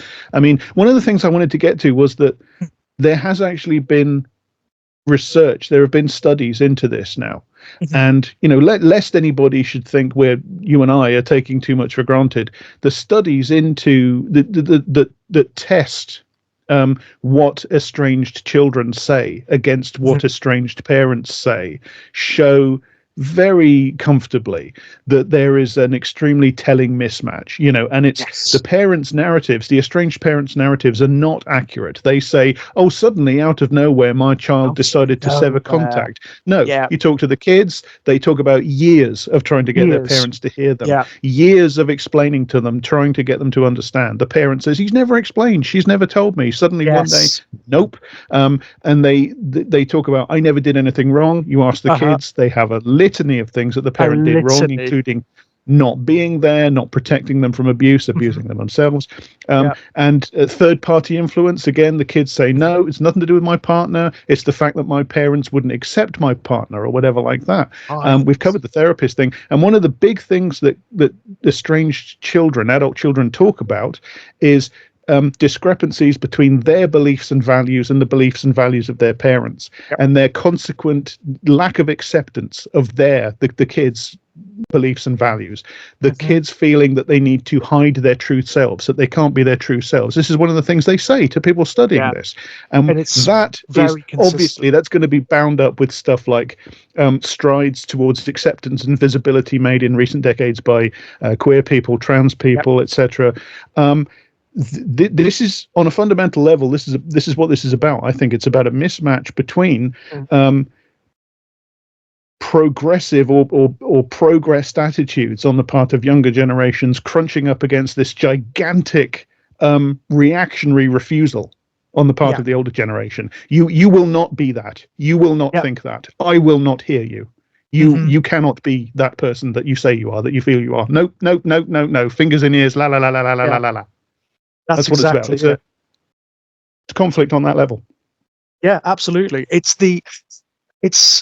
something that I think, again, we all experience, isn't it? To one degree or another, even if we have a fairly decent relationship with our parents, which is very often, it is like we are talking past one another. This is another thing. It takes a lot for people to get to the point where they sever contact. It's not just normal family ruptures or disagreements or misunderstandings. No, it isn't. This is the other thing these people do. They try to reframe the entire dynamic, right? Like you said, when they look at the accounts of the estranged parents, they will, and again, this is almost universal. They will say things like, it came out of the blue. We don't know why it happened. Everything was normal one day and then it wasn't the other. The accounts of the estranged children say the exact opposite. And not only that, but the estranged children often have documentary evidence where they can show you the text, the emails, over years, right? Over years and years and years, where they've tried to say to their parent, look, you are not listening to me. You won't even try to understand. You won't even try to listen. And this is the other thing. There is no possibility of dialogue. There is no possibility of dialogue because whatever the child attempts, because the parent doesn't see them as a real person, they will not even engage with them. They will just say, I'm not talking to you. I'm not talking about that. You are talking. I don't like the way you're talking to me. And they'll throw a temper tantrum. They'll throw a temper tantrum and shut down the conversation. And that's it. And it's built up over years and years and years. Children do not go completely no contact arbitrarily and just on a whim. It doesn't happen. It's against every sort of biological imperative in our breast. We rely on our parents, and that doesn't go away. That just doesn't go away. That idea makes no more sense than the bullshit, reactionary, bigoted conspiracy idea that kids are turning trans because it's trendy. It's the same argument, and it's just as bullshit. It's just as bullshit, yeah. And there's as much really dark psychology underlying it, isn't there? It's so complex. It's this desire to deflect any kind of responsibility. And to invalidate the identity of the person that has an identity that you think is invalid. That you think is invalid, right, that they shouldn't have, yeah? Yeah. You say you're trans. I don't think you should be allowed to be. Ergo, you're not. You are not. You are not performing what I expect of you, what I demand of you. You are my toy. You do what you are told. You be as you are expected. So people react the way they do when their Hoover stops working and they're in a temper. They kick it. It's like, well, it's only a thing and it's mine and it's supposed to do this thing and it stopped working. Yeah, I paid for it. Why isn't it doing what I want it to do? They behave towards their children like they're malfunctioning machinery. Absolutely, yeah, absolutely that. And in exactly the same way that MRAs do to women. I put helping her move house into the slot. Why isn't sex coming out? Why isn't this machine doing what it's supposed to do? I'm entitled. Right. It's the same thing. And it's the way they try to. In their own heads, they try to cope with it as well. I know that Doormat Mom She released her book, and this is the most narcissistic thing I have ever seen. She released her book. She timed the launch of her book on the same day as her daughter's wedding. Bitch, right? Evil. I mean, that's just evil. That is just petty, malicious, controlling cruelty.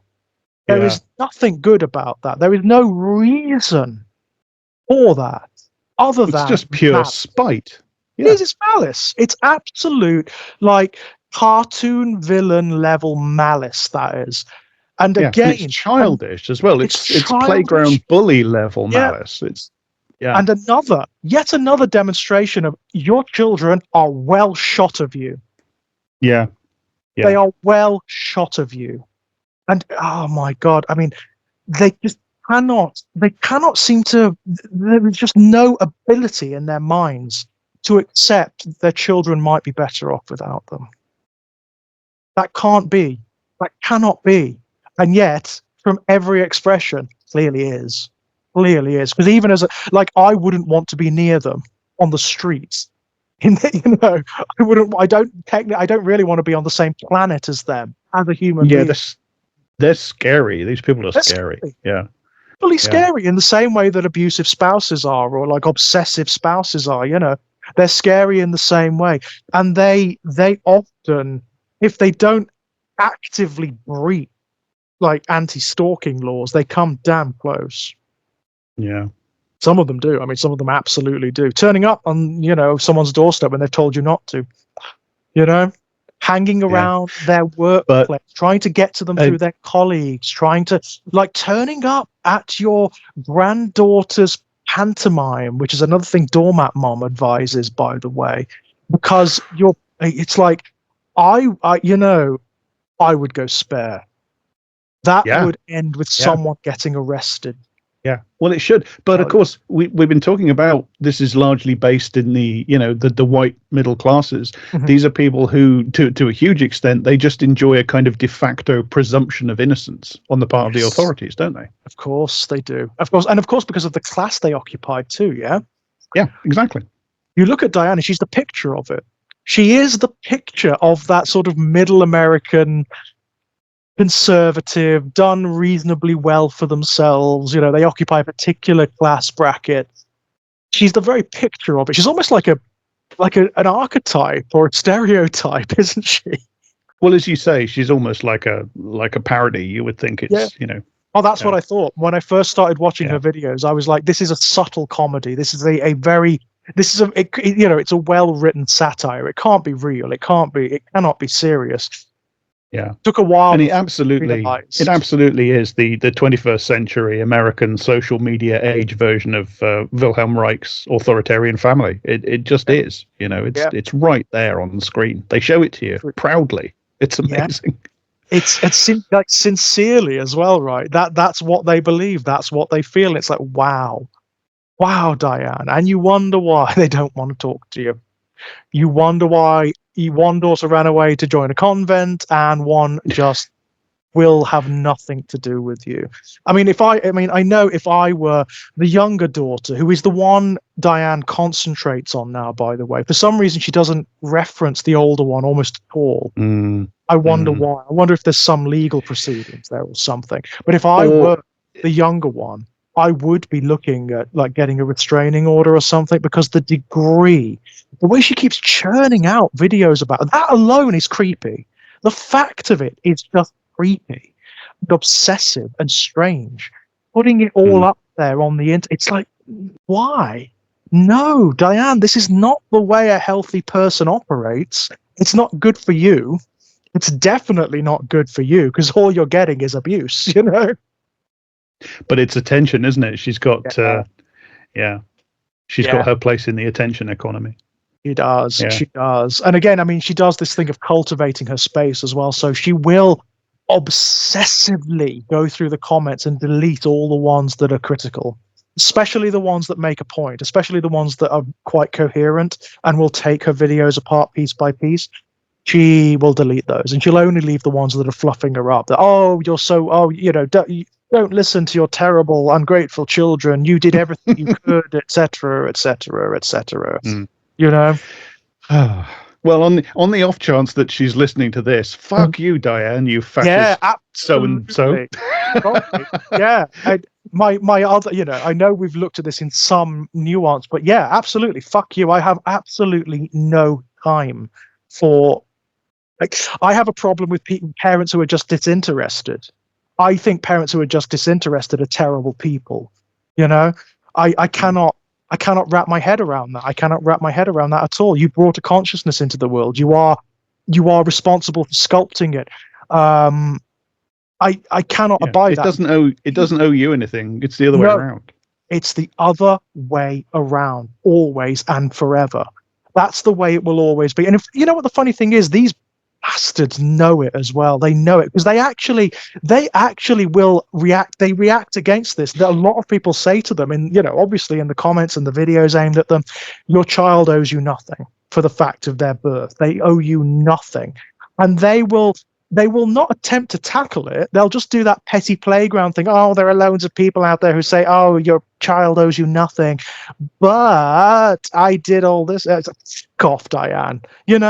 Just fuck off. You know this to a certain degree. You are aware of this. All of you are, and you just don't like it. You don't like the fact that a lot of. I mean, and one of the other interesting things is, and to a degree, I have an ounce more sympathy for this. A lot of them clearly didn't want to be parents. A lot of them clearly didn't want to be parents and probably didn't have the opportunity not to be, right? Considering the generation they were from. Yeah, They probably and I get that. That must be an awful thing. I get that. Yes. That must be an awful thing. But ultimately you are. Bottom line, innit? It happened. Yes. An unwanted child, my God. I mean, an aborted child. I mean, it's a sad situation, but that's where it stops. An unwanted child. The ripples go on forever throughout human history. At the end of it's time. so preferable to to having a child if you don't really want it. The amount of human misery that would be avoided if we could change our world so that people that don't, for whatever reason, they don't want children, they don't have them. Absolutely. That would be such a wonderful change, Wouldn't it? Wouldn't it be brilliant? That would be perfect. That would be absolutely perfect. But what are you going to do? I mean, that's something a lot of my women friends still get from older. It's always, universally from older generations, pressure to have kids. Even when they don't, they've explicitly told them, I don't want them.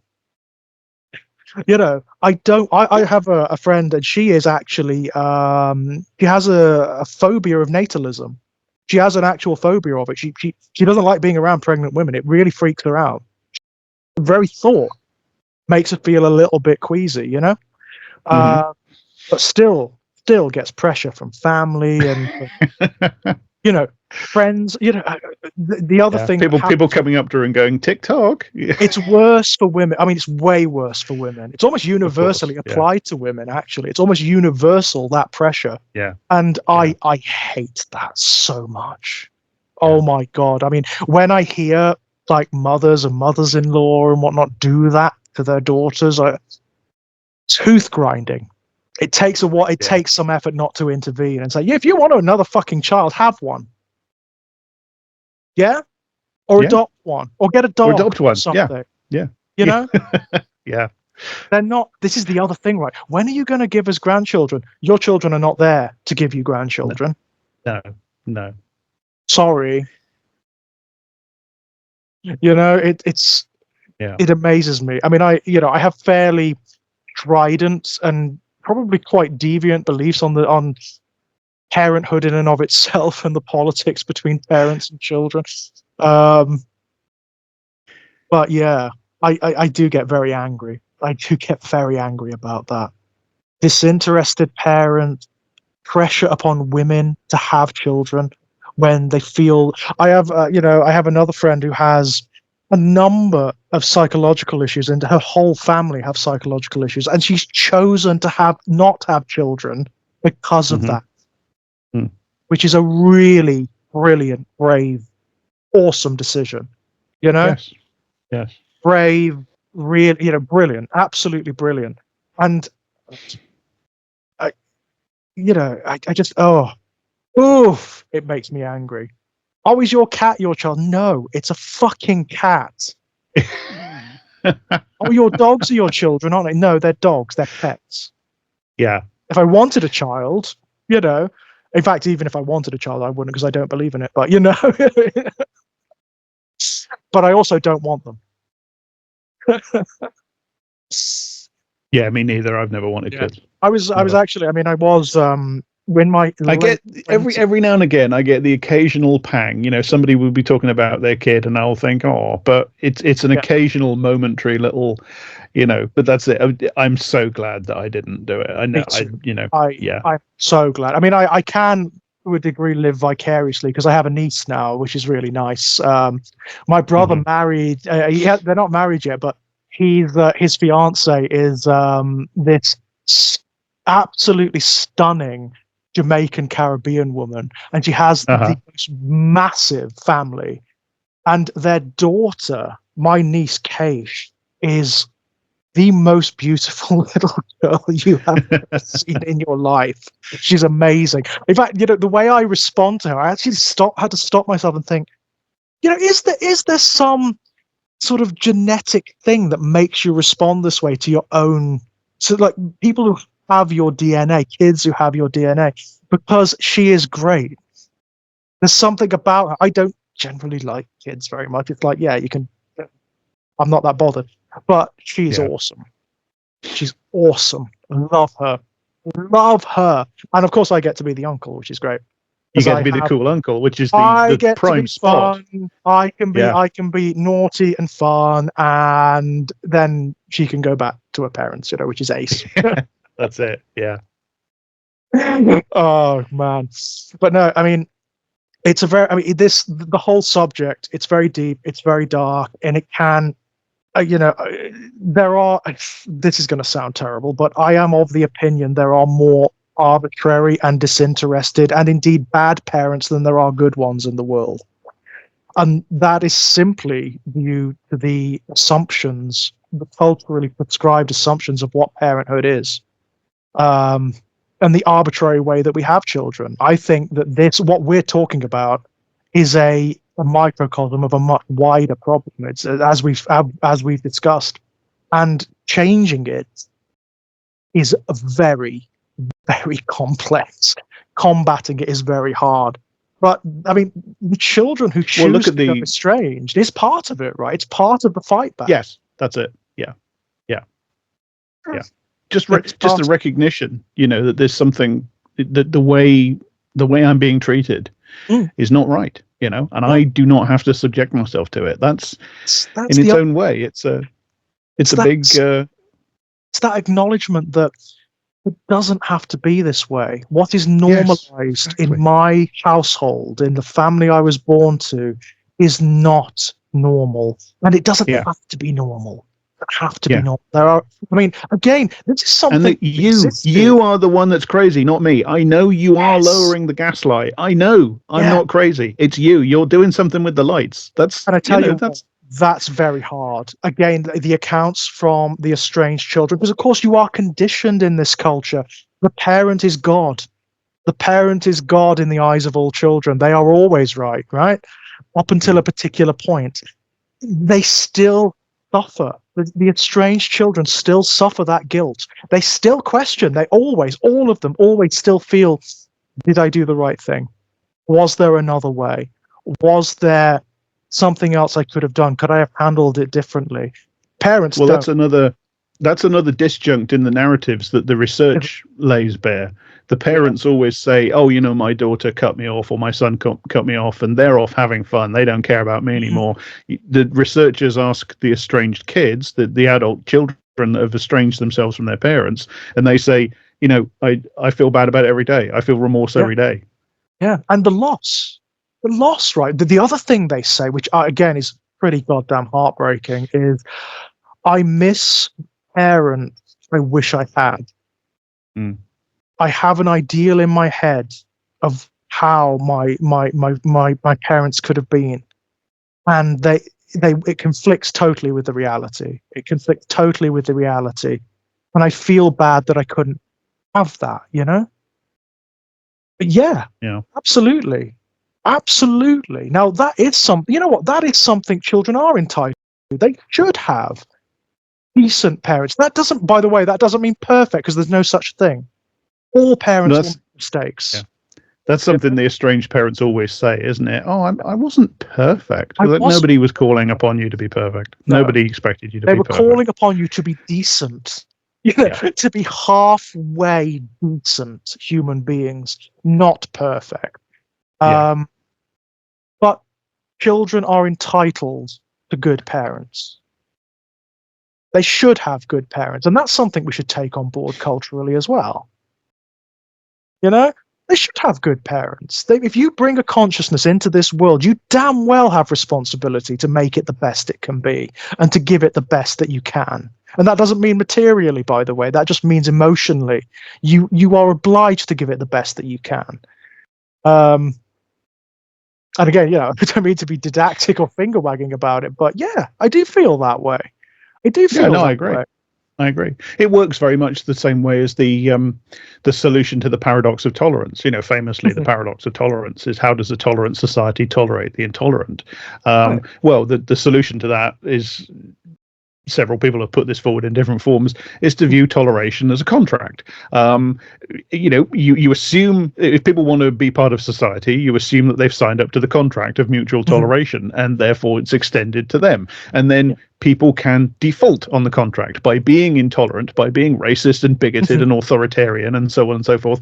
You've defaulted on the contract, and therefore you are no longer bound. The other people are no longer bound to consider themselves bound by that contract as regards you. Well, it's similar to this, isn't it? If you enter into, if you decide to have children, you've de facto entered into a contract to be the best parent that you can, and you are not entitled to have that child always bound by the contract. You can default on it, and the child can say, "You've defaulted on the contract, so I'm off."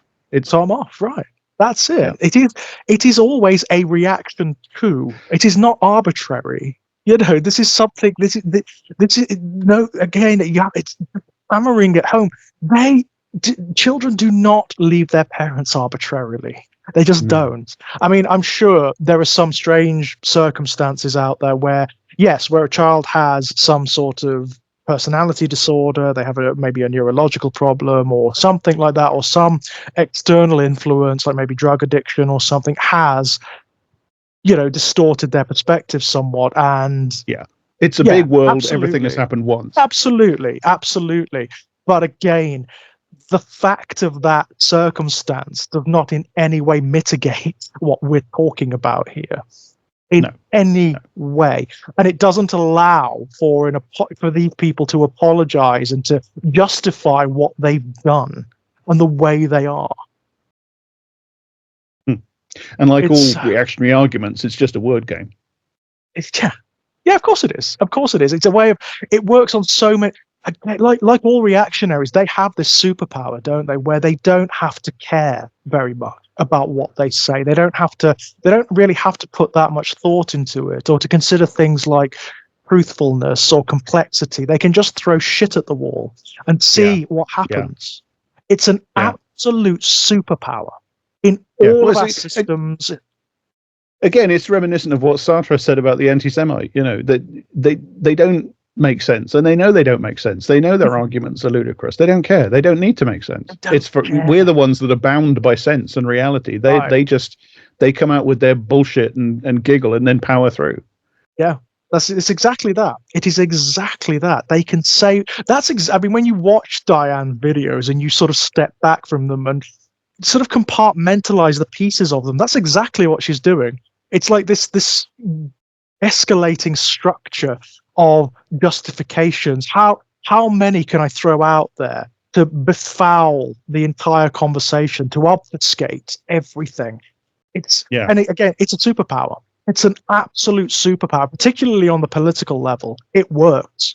If you are amoral and you don't care and you have no notion of like protecting tomorrow or of a society of tomorrow or next year or next decade, and all you want is power and control and dominion, wow, it's such a brilliant tactic. You can just spew whatever bullshit you like. You really can, and see what sticks. See what works. Yep, absolutely. I've always said if I had no morals whatsoever, if I were like completely materialist, I know exactly what I do. I know exactly how I do it. I would create an online space called the Reformed Leftist. And it would start with this subtle, like, well, I used to be very strongly of the left, but then I started to notice this and that. And then it would gradually escalate into introducing the sort of conspiratorial thinking and so on and so forth. And eventually it would end up on the far right, because this sounds awful and demeaning, but the people who are manipulated by far-right rhetoric are manipulated happily and readily, and they just open their fucking wallets for you. Oh, yeah. Yeah. They just, they're the sacrificial lambs that just lay down, put their head back, and invite the knife. Yes. Well, they know that they're not actually buying truth. They know that what they're buying is having their prejudices confirmed. Their ego stroked, their intuitions. Somebody saying, yes, everything you feel in your gut is actually, even the shitty, rotten, mean, selfish stuff that you feel in your gut that you're secretly ashamed of. It's all absolutely right and true and correct, and you shouldn't be ashamed of it, and you should actually be proud of it.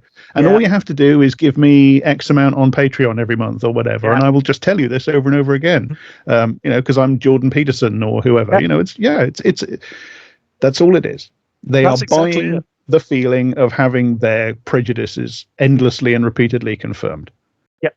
And it's so easy to do because the vast majority of people, and this is not just true of the right, but it is endemic on the right. They don't have the tools to understand that because something feels correct, that it is correct. They can't discern between those two things. You can listen to someone's rhetoric. I mean, we know from psychological studies, people don't necessarily listen to what people actually say. They listen to the patterns of speech. They listen to their eloquence. They listen to their passion. They listen to the music of what they say. But very rarely do they sit back and actually parse what they're saying. So if you know that, if you're aware of that, oh my God, again, it's another superpower, right? It's another superpower. You can hack you can hack the wetware. You absolutely can. If you say something that you know is absolutely false, but you say it passionately, eloquently, and convincingly, you're halfway, you're about 3/4 of the way there. And if someone comes back at you, well, you can befuddle it, can't you? You can muddle, as long as you're very careful with your language, like Jordan Peterson sometimes is, like a lot of the right-wing grifters are. Yeah, you can get away with it. You can get away with it so easily. Well, it's so easy for them because they, as we've been saying, they don't have to make sense. They don't have to have facts on their side. They can just burble prejudices and intuitions into a microphone all day, and somebody else that they pay will cut it into 17 videos, and all those videos will be released on their 14 YouTube channels that day, and the money will just roll in, and it doesn't matter how many people make response videos just completely destroying everything they say. They don't know about it because they're sitting there burbling into the camera or into the microphone, making another 17 videos for the next day's business. That's how it works. That is how it works. It's an industry, isn't it? It's brute. And it's incredibly cynical and dark, but that is the truth of it. Oh, wow. Well, this has been a great chat. I mean, really this has been really good fun, man. I mean, I had to chat to somebody because it was like burning a hole in me. Yeah, I know the feeling.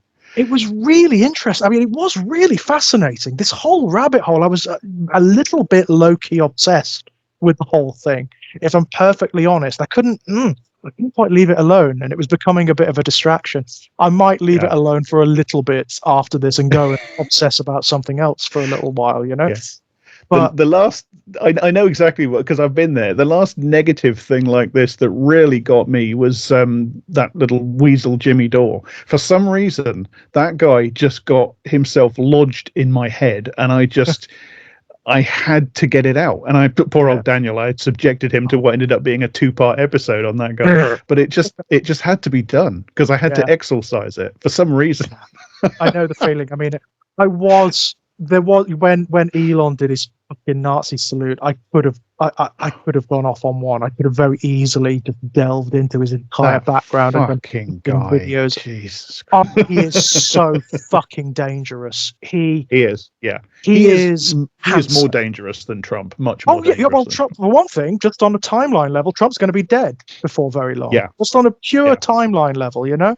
And Trump is also much more. He's deranged. You know, he's absolutely deranged. Yeah, he's senile. His brain is porridge at this point. Absolutely. And the only thing he cares about two things: getting out of legal trouble, which is now done. He's done that, and ransacking the American government for as much money as he can with the con. That's all he cares about. And he's got a cabal of people, the Heritage Foundation, and all that bunch of cunts, frankly. Yeah. Project 2025, who said to him, Mr. Trump, we will get you elected.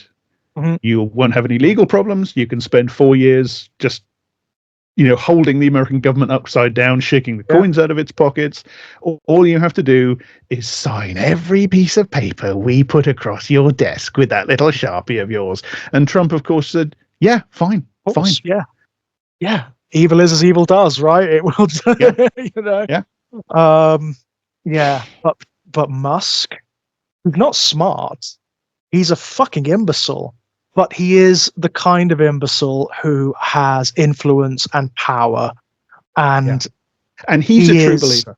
He's a true believer. He is genuine. I'm adamant on this. He is genuinely fascist.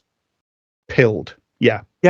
He's a proper Nazi. He's a Nazi. Fucking fascist, and that is what a Nazi looks like in 2025. He is the manifestation of all that is evil and wrong in our history. He is it. All it's come to is that. This vacuous sack of nothing that looks like it's wearing a melted Halloween mask of its own face. It's this tittering 4chan Reddit poster twat. Yeah. That's going to burn the world to the ground because... Well, I don't know. Yeah. Because he's insecure about his jawline. Yeah, exactly that, and his pot belly and whatnot. He's insecure about everything. And he's not got any identity. He hasn't got any identity. You can see it when you look at his life. All he's ever done is try to use his money to put out this PR bullshit about who he is. I'm a futurist tech bro. I'm going to get us to Mars. There's nothing there except image. That's it. He is. And what could be more fascist than that? Because that's what fascist politics is. It's all images. It's all aesthetics. Absolutely. Absolutely. That's it. And he is that. He is the manifestation of it. He's mistletoe. He grows on other plants and he kills them and strangles them as he grows. And if anybody eats one of the pretty little berries, they die of poisoning. Yeah, exactly that. Wow. Evil man. But I'm going to put this out as I don't speak German as a side episode on the IDSG feed. That would be great. I'd be very, very happy for that. I don't know when this one will be going up. I'll get it edited. I'll give you time to put it up on I don't speak German first. Yeah. Okay. Yeah. Yeah. No worries. I'll give you time to do that first. I'll trim it down a bit at the end. Because we try to make them as short as we can. So I'll get it as close to 2 hours as I can. But with your permission, obviously, I'd like to put this out as a bonus IDSG. Yeah, because I thought it was a good discussion. It was good fun, and it was a very interesting subject as well. I mean, it's something that I think does require a bit more attention. Just because the potential for it to become very dangerous, I think, is quite profound.